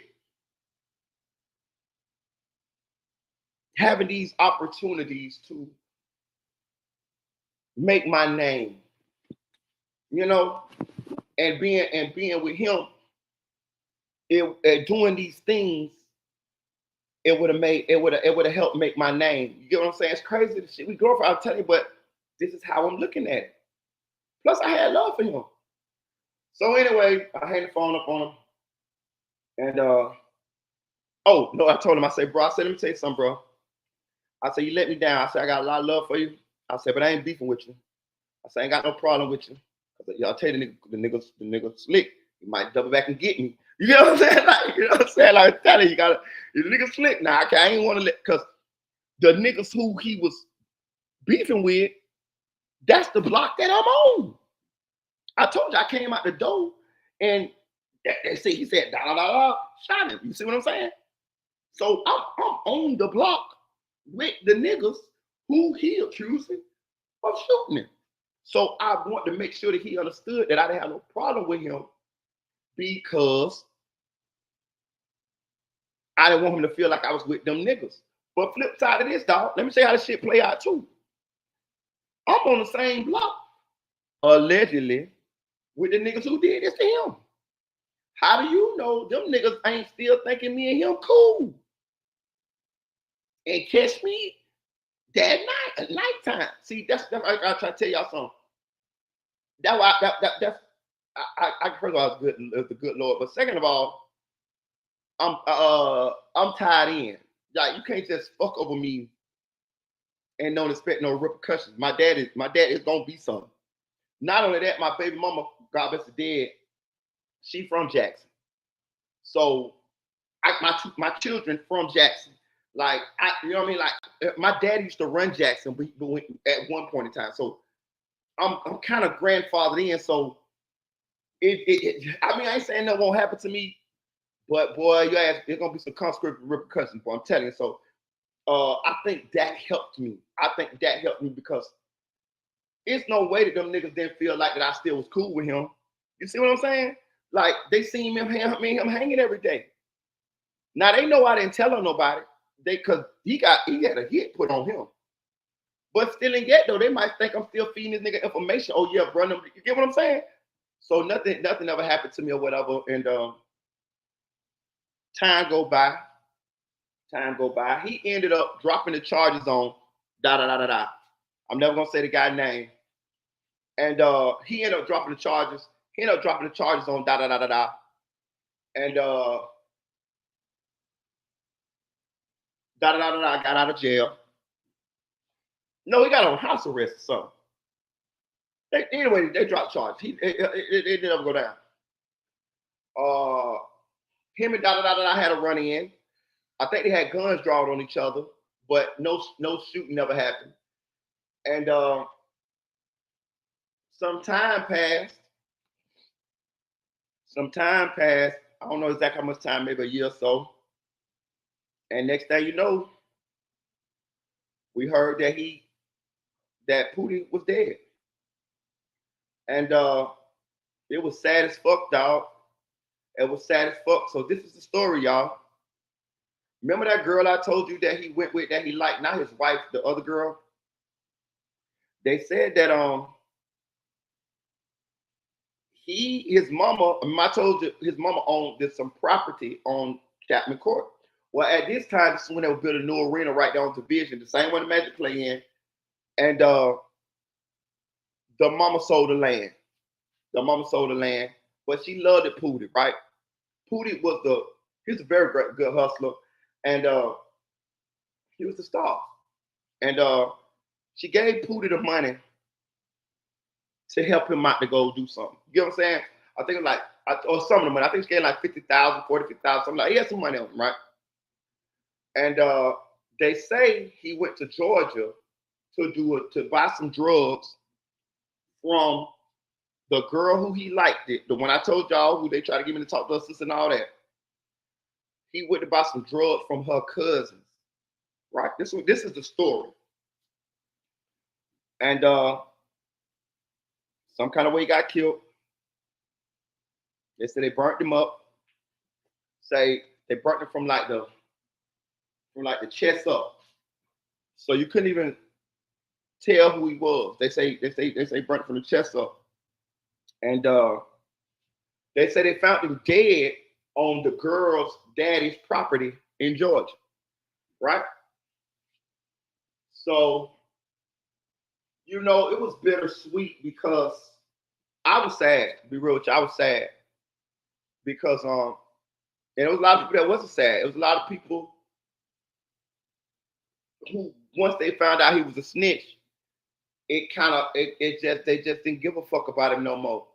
But for those who loved him, for those who he ran that whole street, listen, he had his own part of the hood or the streets. Chapman Court forever will be Pootie's block. It's still there, but it's just not nothing there no more. But it will forever be his block. He is the biggest to ever come from there. Like forever. Nobody ever did it as big as he did. So for those people, that it hurt them. It hurt them because they didn't give a fuck whether he was a snitch or not. They just remember all the good times that they had. A lot of it was his family too. And he was the matriarch. He was the one that he gonna take care of everybody. He gonna take care of mama, he gonna take care of sister, he gonna take care of everybody. Like money just came with him. Money just flowed out with him. So He was the one. So for those people, they loved him. For me, it was sad for me because I loved him too. Um, it's tough, bro. It's tough when somebody that you care about turns snitch. I don't know if y'all ever been in that situation, but it's tough. It's tough because part of you disappointed in them, but part of you still love them. And that's the sad truth about it, y'all. That's the sad truth about it. It's not a lot of time, like it's not a lot of times where somebody who you really grew up with and let love for snitch on and let's be real, like it depends on how he snitched too. You know what I'm saying? Like, well, I ain't saying my name, but he didn't snitch on nobody from the hood, which don't make it no better. But I'm saying it didn't. If he was snitching about from the hood, it would have been more people in the hood that didn't like him. So if you snitch on somebody from another hood, it gonna make that other hood don't like you and it's some shit. But your hood still gonna love you though. And then you still a boss. You still got the ability to get more money than any of them around us. So they need you as the mascot. You still run this block. You just because ain't nobody gonna take you off this fucking block. Not you. Not when you like you is. So those people missed him, and they ended up having his funeral. Right? They had his funeral at the Citrus Bowl. Check this out, y'all. They had it, which is Camping World Stadium now. Y'all know you know in Orlando, right? Closed casket. Nobody ever seen the body. And on top of that, after he died, after the funeral and all of that, you start hearing stories that the funeral was capped. You start hearing stories that the story that they said he died in Georgia burnt up, that's capped.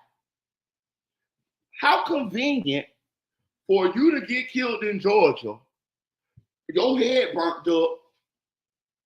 They bring you to the Citrus Bowl for a funeral, which is nowhere nobody had no funerals there. You either have them at Mitchell's or one church or whatever.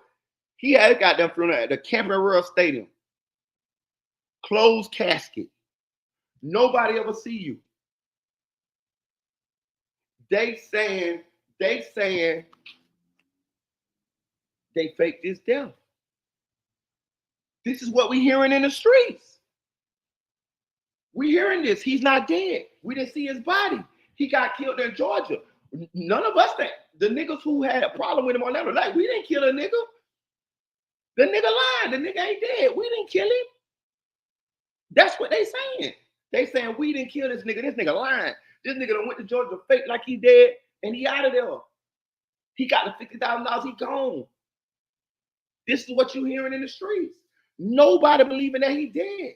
I never seen this before. I never seen a situation where people thinking somebody not dead. I never seen this. I never seen this. I never seen this before. Never. Everybody we ever thought was dead was dead. Then I went to thinking, is P smart enough to do this? And I came to the realization, he is. When I used to talk to him, he told me he used to hustle like in all of these places. He been in a lot of places like Cincinnati, Milwaukee, all this type of shit. And he know people everywhere. Shout out T Sweezy. Appreciate the new sub, man. Y'all show T Sweezy some love. Bro, that's the thing. People started believing the story that he wasn't dead because we knew he got the ability to pull this off. People were saying he in witness protection. Think about it. It fit. We never see nobody. You get killed in Georgia, so they say. They bring you down here for the funeral. Your closed casket. We ain't seen your body to this day.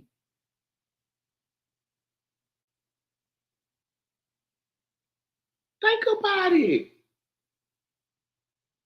To this day, y'all, nobody really knows whether Willie Wilson is actually dead or alive. To this day, I know his children.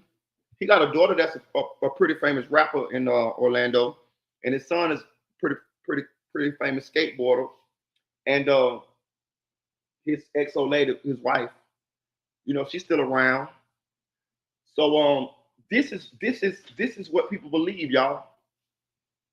People believe he was so in fear of his life. He was so serious about living till he came up with this plan to disappear. And in being that he had to do that, he had to cut off the kids. He had to cut off the old lady. He had to cut off everybody. His mama died a broken heart because she was his baby. I knew Mama Sue. She was his baby. She was his baby. She died soon after he died. She missed him, or allegedly died. People believe he's still alive somewhere, like in the wind. It was even to the point where people was watching his children and his family just to see if they make moves. You know what I'm saying? Just to see if they slip up on social media and say something to let them know that he wasn't dead. Now, this is a while ago. Now, he's been dead over 10 years, or allegedly. Let me see. What year it was? This had to be posted out. Let's say 2009. 2009. Yes, I like 2009. So what is it? Like 14, 15 years. But I say this. He's still the only guy I have ever seen. We don't know if he dead. You still can hear people in the streets, in the corners of the crevices of the dark alleys of the ghetto. You can hear people whisper his name. And if you look out your peripheral one day, you might think you saw him ride by in a low-key car with some tint. You'd be like, damn, is that Pete? You know? This is how this is the aura that he has. You can still hear whispers that he may still be alive. And part of you wants to believe he's still alive. Because the story just don't sit right with how he died. He's too smart of a guy to get killed in Georgia by some hicks. Excuse me, y'all. You know what I mean? With $50,000 cash on it. Nobody ever go to jail for it. I heard the story that it was the girl cousin or whatever. I said, why the fuck nobody go to jail? They said they found the body on the girl's daddy property. None of them ain't go to jail. None of them never happened. The girl's still sliding around. It just looked too much like a setup of a made up murder to give him an exit out of there, a safe exit. And I do believe he's smart enough to go, being that he was already working, snitching, I definitely believe he's smart enough I know him. He's very smart. He's a proactive type of guy. And he got the discipline to stay away for a long time. He got the discipline to be like, cut off everything he loved and go live in a whole nother state somewhere and start a whole nother life, come back when he's about 70. You get what I'm saying? He that smart. The niggas who he was beefing with or wanted to kill him, they not smarter than him. This was the smartest guy I ever met in jail. I mean, in the streets. It hurt me to realize that he snitched though. I was like, what the fuck? Like y'all understand who he was? Like So yeah, that's the story of Willie Wilson, aka Pootie. His name is still his name still rang bells. His name still rang bells, and nobody knows whether he's dead or alive. Some people believe he dead. It's been a long time, so people feel like maybe he would have popped up, this and that, though. But some people believe he's still out there somewhere, waiting his time. So them niggas who wanted to do him harm, dead. And I'm gonna say this too. A lot of the dudes that allegedly, was on that side, a lot of them gone or fucked up. There's a couple of them still around, a couple of them, but a lot of them fucked up or gone. So yeah, he was something, dog. I got a chance to hang with him. He saved my life. I saved his life. And then we had the falling out, and then that's when he got shot up, and then that's when I found out he was a snitch, and he had me rolling around with him, and that's when we fell out. You know what I'm saying? But I did get a chance to tell him how I felt, and that was the last time I talked to him on the phone when I told him that he had me rolling around with him. He was a snitch, and them niggas could have killed me too. Cause nigga just shot that car, and had me and him not fell out about the $400. Who knows? I might have been in that goddamn car. You get what I'm saying? I might have been in that car that car got shot. Nigga gonna be like, hey, move. We gonna just shoot him. That would have shot me too. You see what I'm saying? So yeah, the story of Willie Wilson, man, aka Pootie, the drug lord of Chapman Court. He learned how to hustle under the Miami boys, Convertible Burt and all of them. When they came to Orlando, all the Orlando hustlers of that time started getting into beefs with the Miami boys. But Pootie was from Chapman Court. He was like 10 years old, you know what I mean, a young man. So he got a chance to learn from the Miami boys. Like his crew didn't have no beef with the Miami boys. They was kids.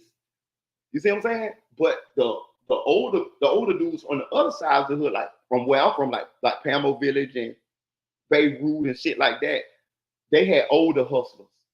That was the age of the Miami boys. And they didn't like that the Miami boys was coming down there, taking over and taking the hoes. Listen, a lot of the Miami boys had kids from the Orlando chicks. I got a cousin that's her daddy is a Miami boy. You see what I'm saying? Like, and of course, when new dudes come into an environment, the girls are going to like them. And it was a real beef. They killed a lot of the Miami boys though. They killed a lot of the Miami boys, but it was really over beef. It was really over hatred. It was really because the Miami boys came down there and set up shop, and they were doing their motherfucking thing. And the way that they hustled was so next level compared to what Orlando and other areas was hustling. Till it changed the game. And I'm gonna be honest with y'all, the Miami boys changed the game in a bunch of cities across America to this day. I heard somebody say up in Georgia and Atlanta, the Miami boys went up there and did the same thing at the same time. It was when the crack came out of Miami in the 80s, between like 81 to 89, the Miami boys took over the South. They came up with the work and set up shop in all of these little cities, and they was organized. Like it was matriculating back to Miami. They had to plug down to Miami to bring work. Like you gotta explain how much balls this take. I asked you a question. I asked you a question a minute, Drake. So understand how much balls this take. You just gonna come out of Miami and bring work, and they flash it. Miami niggas flash it. They got all the jewelry and all this shit now. And y'all finna set up shop in the nigga hood like it ain't nothing. And be fucking the nigga hoes. But that's what they did. Like, and they did. Shout out to the Miami boys. I was a little too young to know any of them, but I just always heard stories. But Trey Jones say, how did he react to your last conversation?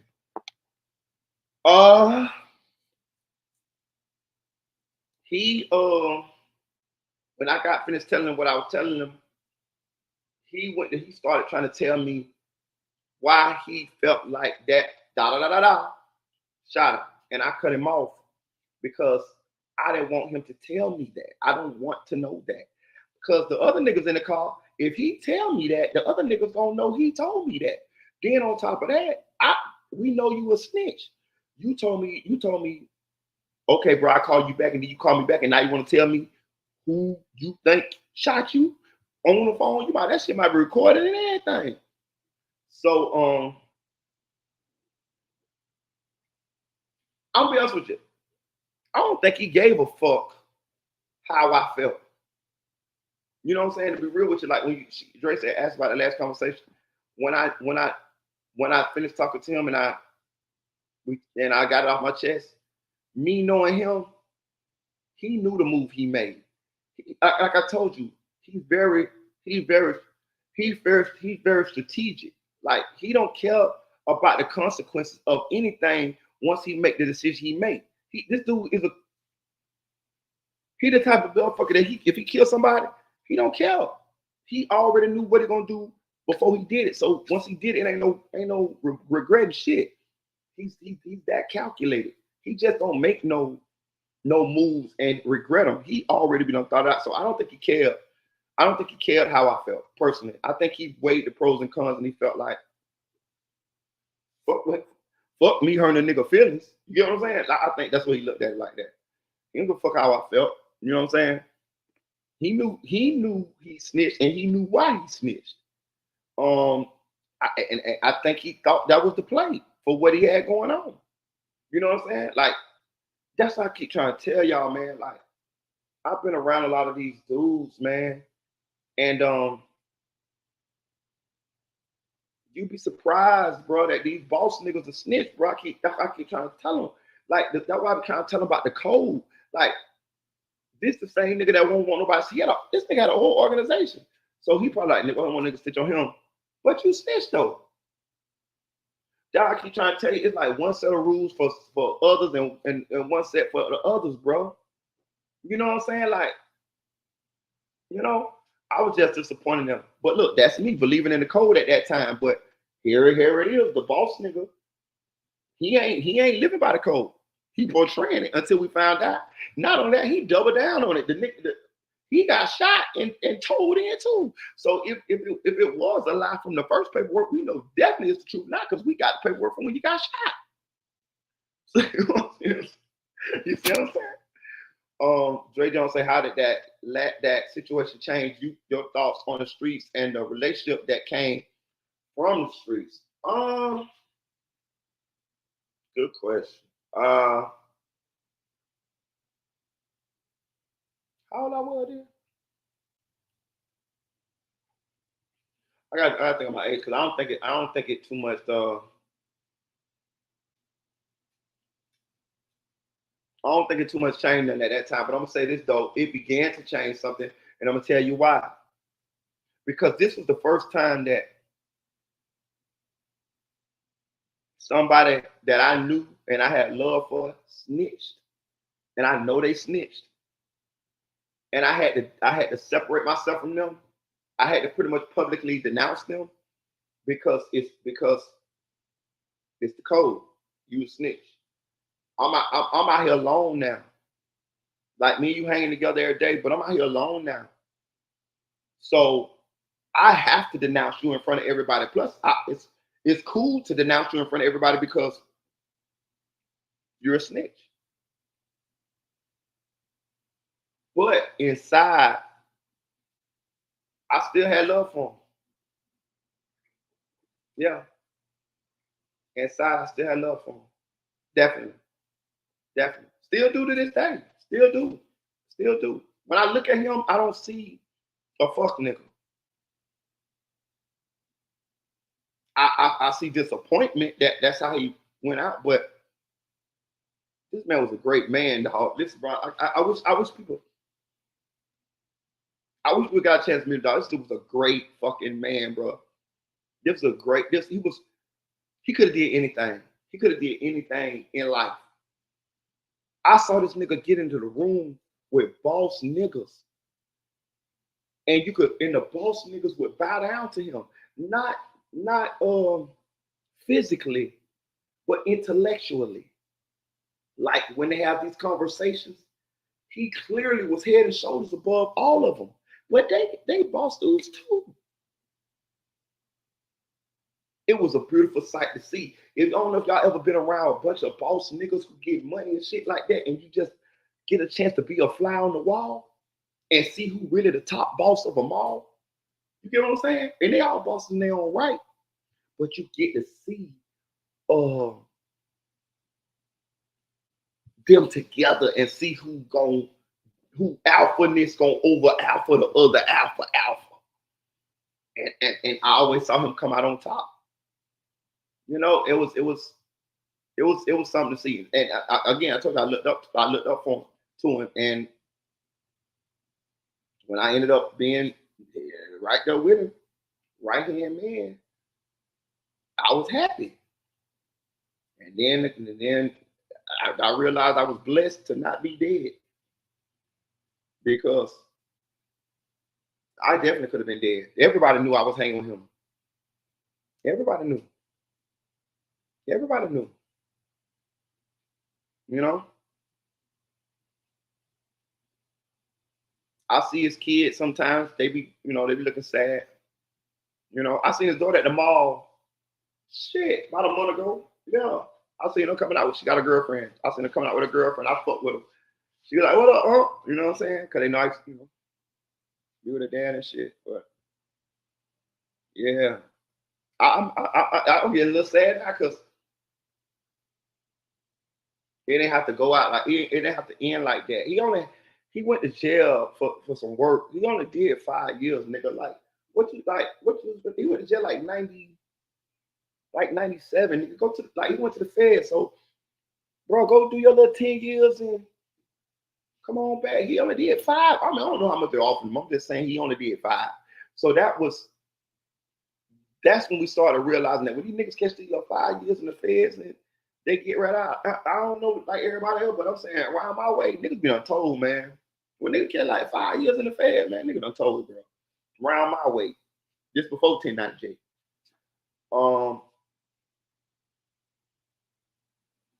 I still feel like he could have went to jail and did it. I don't know what they offered him, but I feel he could have went to jail, did his time, and came back and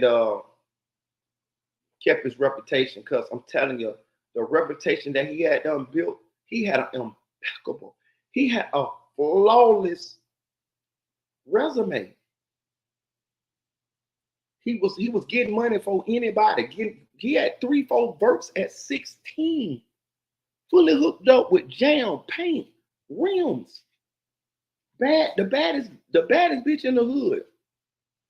The whole crew, a whole street crew follow him. Every dime come to him, other than Punky D money.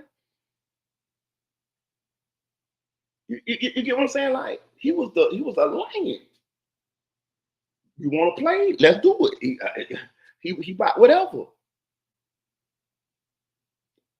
You don't build that type of, you don't get the streets that much of your life, and you build that much reputation, and build that good rep,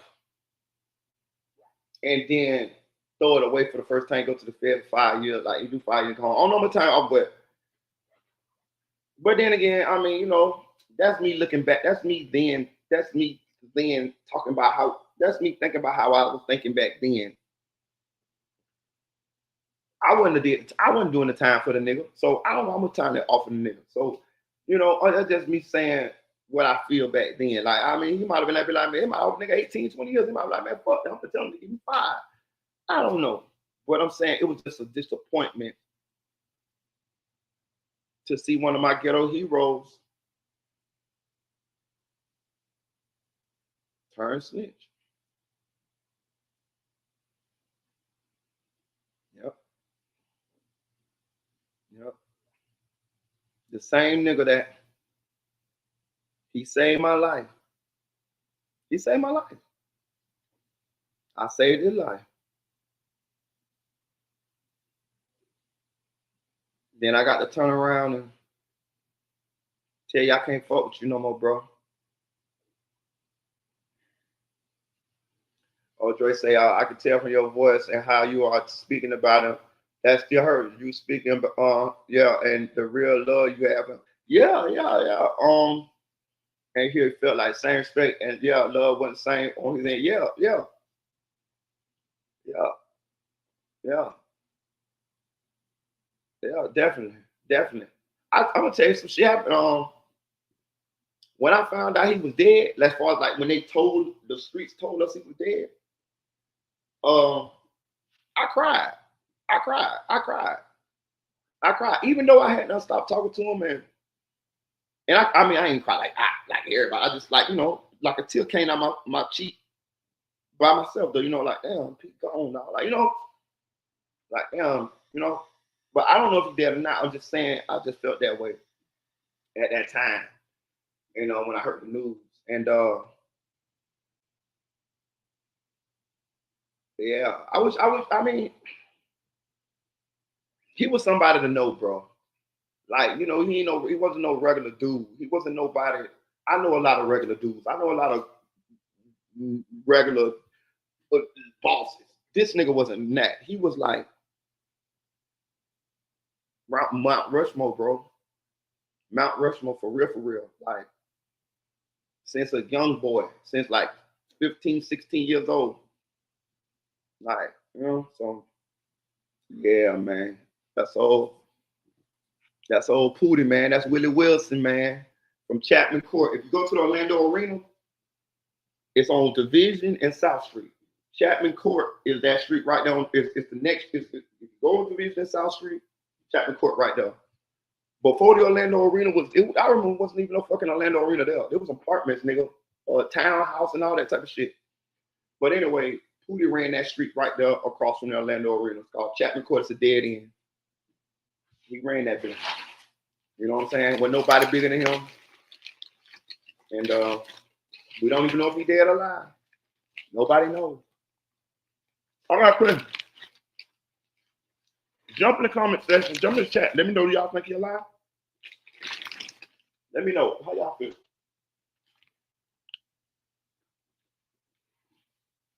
Do y'all think Pootie is dead or alive? Y'all heard the story.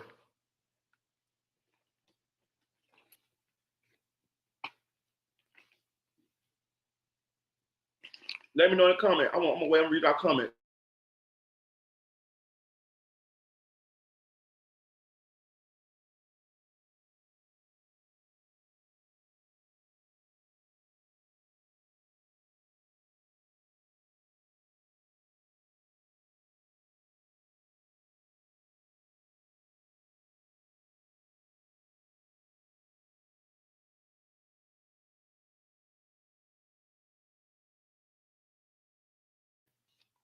My bad, y'all. I got me old up in there beer from Wawa. But yeah, let me know if y'all hit that like button. Let me know y'all think you think he faked his death, or do you think he really did? I mean, it's been years. His kids still roll around. Nobody seen him. Like they ain't with him. They ain't. He ain't came back.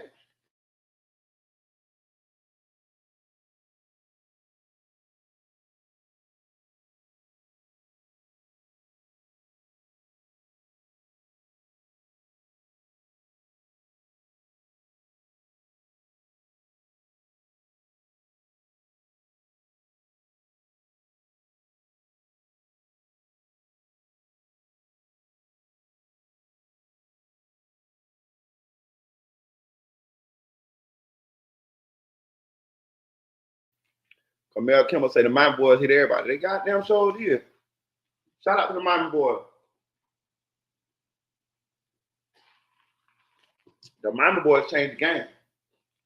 They changed the game from Orlando, whether these niggas want to believe it or not. Because even though the niggas started beefing with the Miami Boys, they peeped the Miami Boys game. And they in turn took the way the Miami Boys hustled and made it their own. Yes, they hated the Miami Boys because of, they was not from around, but they admired them at the same time. They just weren't gonna admit it. Dre Jones says it's possible because you can say he was smart enough and had the resources. Yeah. Hit the like button. And think about this, we still ain't seen nobody. They had the man funeral at the fucking Camping World Stadium. Closed casket. I never know nobody who had a funeral at Camping World Stadium in my life. And I know Orlando all my life. That was strange. It was like, you know what I'm saying? It wasn't at a funeral home or a church. It was almost like the feds could set this up. You know what I'm saying? Actually, alive, the way you talked about him, I think he'd be smart enough to fake his own death, and plus being labeled as a snitch, that's really the only way to live is to pretend he be dead. Exactly. Okay. I know for a fact he's smart enough to do this. I know him. I've been around him. He's definitely smart enough to do this. It just add up too much like he could fake his death. They found you dead in Georgia. So they say. They say they burnt you up from the neck up. Nigga, if I burn about, I'm burning this whole motherfucking body. They found you on the girl daddy property. Right? They bring your body supposedly back for your funeral, but it's a closed casket. It's not even in the motherfucking regular funeral home that we go to. They just put you in at Camping World Stadium. Then your body ain't in that shit. Then they say he took $50,000 that his mama gave him from the land she sold. Nigga, he took that $50,000 and disappeared. Damn. Think about it, y'all. He took the $50,000 disappeared. I mean, it just makes sense. I know him, bro. He ain't finna just give a nigga, take a nigga $50,000, let him from Georgia. No disrespect to Georgia nigga. Y'all nigga swift now. But I done been on moves with him. He the type of nigga that he ain't got the money on him. We got to go here to get it. You get what I'm saying? He ain't the type, hand over the briefcase.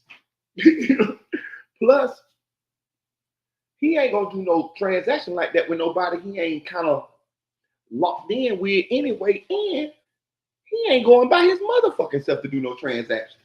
You know what I'm saying? Like, not the Georgia. Okay, put it this way. The girl who her people, the property was, she's still around. She is still around. Wouldn't you think if he was really dead, she would have been picked up or the questions or something? You get what I'm saying? Like, they said they found him dead on her daddy property. So, of course, we all know it had to be some of her people from Georgia to pull this move if it really happened. I think him and that bitch got together. Well, it's possible. Him and that girl got together with the feds, faked to death. He gone. Definitely. That's what I think. What y'all think?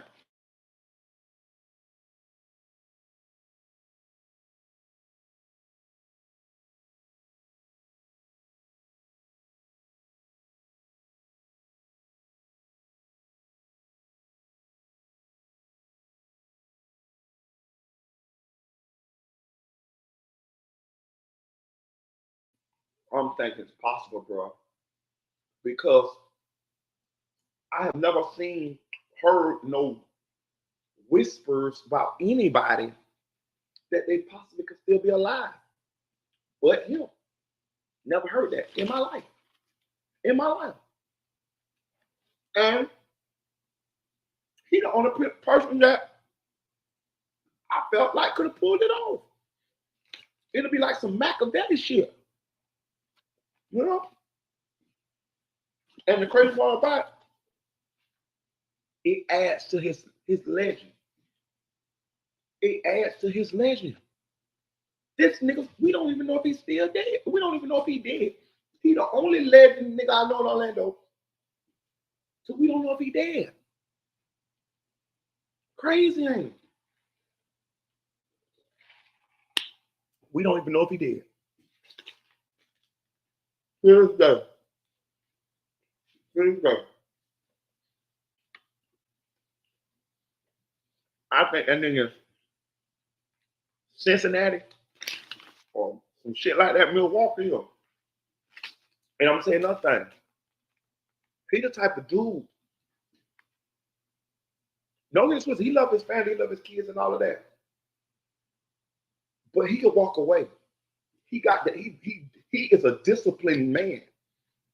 I don't even think he ate no meat. He ain't no meat eating nigga. I think he was like a old fish vegetarian eating motherfucker. You know what I'm saying? Like, he a disciplined man. He's not no fucking. When I used to be around him, I could clearly tell how I could see it's a difference between those type of dudes that just exist and dudes like him who excel to the highest levels of whatever they're doing. They have a certain way about them. They have a certain discipline about them. You get what I'm saying? It's the discipline. They have a certain discipline and a certain drive. The drive is different. And you know, everybody got drive. They drive is different. They drive is like, you ever seen somebody working on a job and a lot of us ready to go home soon? They got them 3:30 come, and then it's a dude that he always gonna stay late. He always gonna come do overtime. This is how he was with the streets. This is how he was with the hustling. You know what I'm saying? So, you know, I can see it. Dre say, to be honest, it sounded like it sounded like a lot of course. I'm telling you, listen. I heard rumors years ago that his sister and them was going to see him in Georgia. This is rumors I heard. This is years after he died, allegedly. You know what I'm saying? Like, this guy, like, this is what I'm saying. Like, we don't know if he's alive or he's dead. Like, you know, to this day. But I heard those rumors, and I heard those rumors from close people, close to the situation. You know? So it was close enough for me to take him very credible. I was like, damn. And part of me got happy. Part of me got happy. That's crazy, ain't it? He's a fucking snitch. I don't fuck with him. But yeah, I'm like, damn, this nigga could have really pulled this shit off. This nigga really could have faked his death to get them goons off his back and took that 50,000 to hide out somewhere. Nah, ha. You know? Ha. Think about it. He got the 50,000 from his mama. Shout out, it's still Ashley. Think about it. He got the 50,000 from his mama. And then he disappeared with it. That's the money he wanted to disappear with. One time I was in the car with him, right? And we pulled on this dead end. And a truck pulled up beside us, threw a bag in the goddamn car to me. You know what I mean? Threw a bag in the car to me and backed out and pulled out. Bro, to this day, I don't know who the fuck it was. And it happened so fast because he didn't tell me what was happening. He didn't tell me nothing. I was actually, the nigga could have killed me. I could have been sleeping. I was sleeping bad. How about the bag had work in it? I don't know who the nigga was who threw the bag, you know. I'm talking about threw that bitch through the window. Nice little prick, you know what I'm talking about? Threw that bitch through the window. We backed out and went on, you know. I'm like, what the fuck? You know what I'm saying? Like, for real, like, you know what I'm saying? Hold on, y'all. I'm gonna tell you another thing too, right? Another strange thing about that happened right here, right? So one time we was out of town. Just say that we was out of town on the move, and I had funded this whole trip, right? I had funded this whole trip pretty much, and he needed some money, right? Check this shit out, right? He needed some money. This nigga, this nigga get on the phone. I never seen no shit like this. This nigga get on the phone. We sit in a McDonald's parking lot in a whole fucking different state, a state I never even fucking been to. How about in about an hour, a truck pull up. He get into the truck. He sit in the truck a little bit. He get out the truck, come back with about $3,000. So when that shit played out, I was under the. I thought about. I say that might have been the police. He got in that fucking truck with, ain't it? We in a whole fucking other state. How the fuck you know somebody to call this whole fucking other state? Nigga, you don't. Nigga, I be with you every day. You ain't been this motherfucking state. Not no time recently. You see what I'm saying? So it added to the aura for me. It added to the aura of yeah, he possibly faked his death. I don't know. He's a ghost. He's the phantom. He's everywhere. He's nowhere. Is he alive? Is he dead? It's, I can't even call it. And it's been fucking 12, 13, 14 years. I don't have enough evidence to say, and I probably would never have enough to say he's definitively dead because we're going to feel like the children, if the children say he dead, we're going to feel like they lying. They going to tell you that they dead alive. They might think he dead. He is the type of guy that won't that would cut all it off because he don't want nobody to blow his cover. The dudes that he had that was after him once the shit really hit the fan and everybody knew the stories. Yeah, them dudes you don't want no. You know what I'm saying? Like it was big dogs allegedly. Couldn't know anybody come for him. He wasn't the dude that a peon could come for. It was gonna be some waves in the street because you got to think he big dog, so he got other big dogs that he cool with too. So it had to it was a big dog, and he did do what he did to the big dog. So it wasn't like the big dog was just mad, just put whatever they put on it. Now, allegedly, he really did, fuck over a good nigga. So the good nigga went to jail and put that bag on him. And that's when they tried to kill him. But I know this. Didn't know Orlando niggas kill him up in no motherfucking Georgia. Cause them niggas was mad. Them niggas like, man, we ain't kill that nigga. That nigga lied. That nigga lied. You know what I'm saying? For real. Hit that like button, y'all. Hit that like button. But yeah, that's the story of Willie Wilson. Y'all, I'm gonna come back and do another live later on. I gotta do some running around. I gotta I'm trying to get me a little nap real quick, but I gotta get up at like 12:30 and do some running around. That's why I jumped on this live with y'all early, man. I appreciate y'all for checking on me, being concerned. Hit that like button, man. I really did. Y'all, that's crazy because y'all did feel for your boy because there was a little something going on, and I appreciate y'all reaching out. Y'all motherfuckers like got spidey senses or something. Goddamn, you know what I'm saying? Which I appreciate.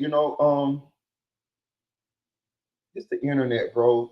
So I don't be. I'm new to this shit, so I don't be knowing how to gauge a lot of times what's real and what ain't. So I don't be want to put too much into something that may not be nothing. So I just like to chill and just let it flow. But I will say, being that I saw how you guys was like reaching out to me and shit,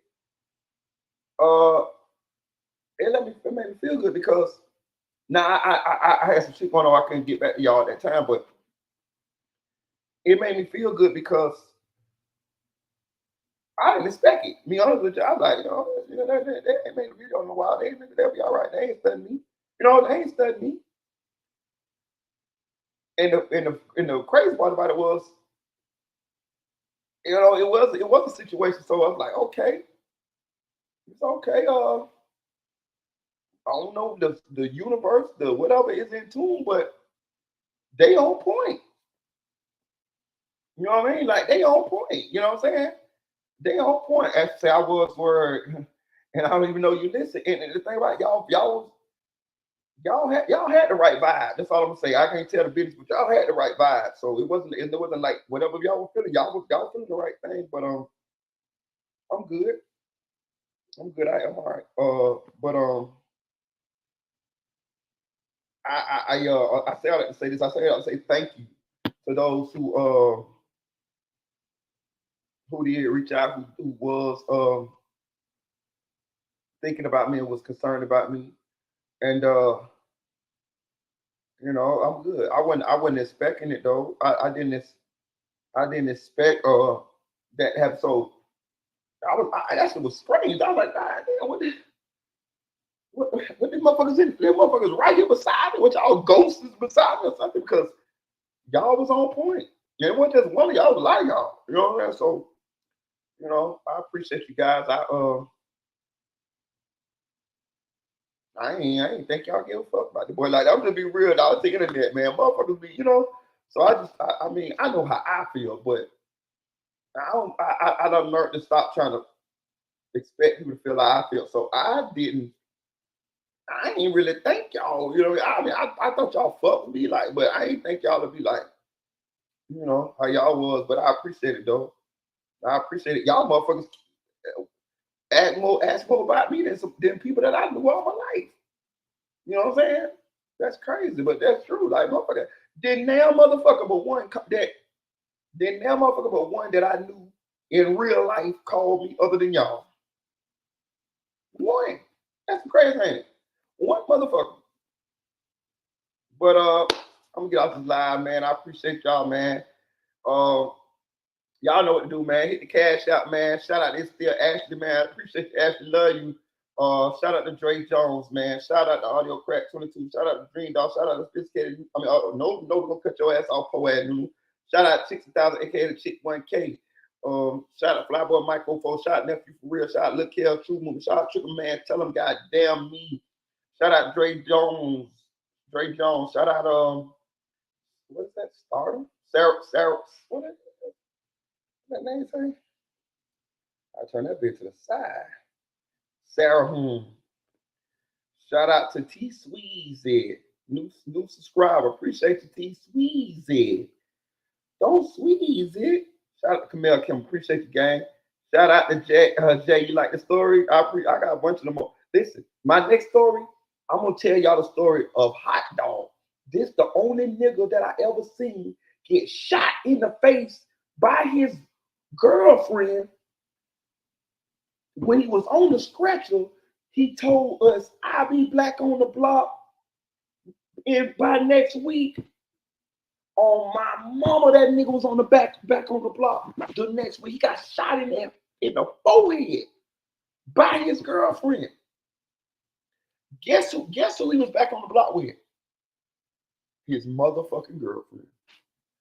I got a story for him, y'all. I got a story. Listen, I'm gonna tell y'all a story. I got his picture. Hold on. I got a picture of him and his girlfriend together after she shot him in the head. And he lives. Wasn't nothing wrong with the nigga. So can you imagine getting shot in the fucking head? Listen, hold on. I never seen no shit like this. And Pootie and Hot Dog knew each other.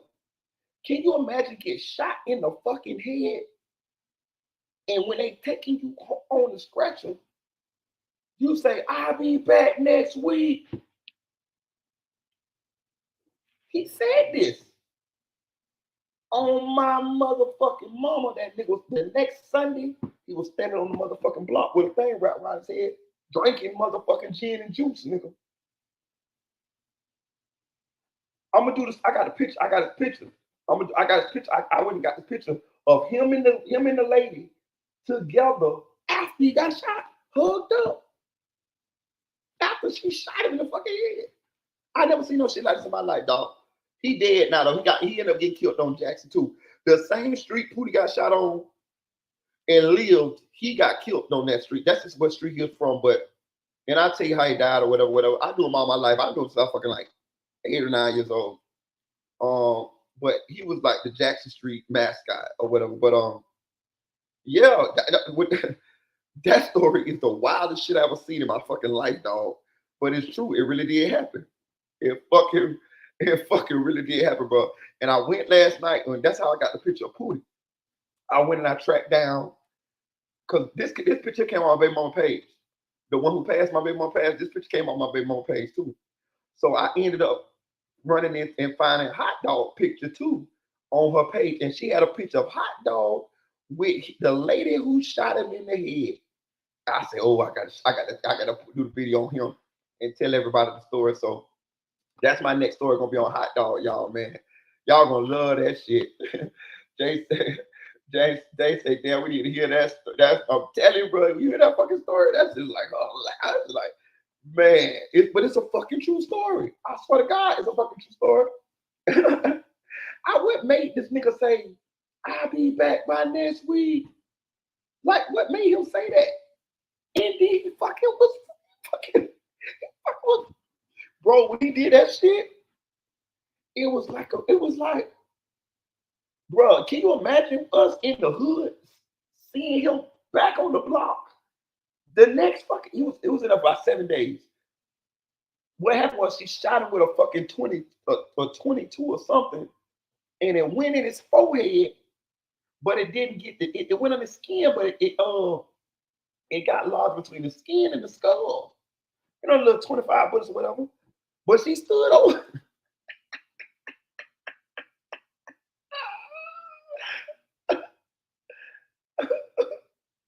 Hey, bro. But she stood over and tried to kill him, dog.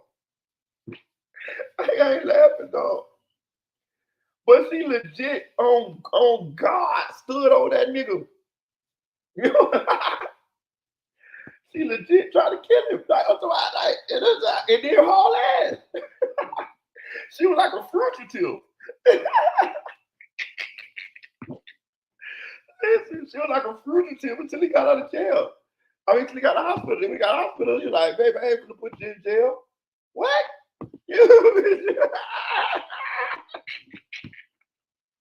And they were back together, right on the block. Hey, I'm gonna tell y'all the story later on, man. I'm gonna tell you, I'm gonna give a little nap before I do this. I got some errands to run, man. Like, subscribe, comment, man. Shout out to Jay. Man, y'all come back later on, man. You know what I'm saying? Shout out to Unspoken Crime Murder. My boy got 2 channels. Who else I got else? I say Lil Kev True Movement. I did say Lil Kev. Who else? Oh, shout out to Nephew for real, man. Appreciate you, Nephew for real. Nephew was checking on me too. My bad, Nephew. You know what I mean? But like, share, subscribe, comment to this video, man. Let me know. I got some more stories about some other hood legends that I knew. I'm gonna tell you the hot dog story next, so I'll tell y'all that later on after I come back from doing a little running around. I think y'all enjoy that one, man. That was a hell of a story, dog. But yeah, man. I appreciate y'all for checking on me. I'm okay. Like, subscribe, man. Chill.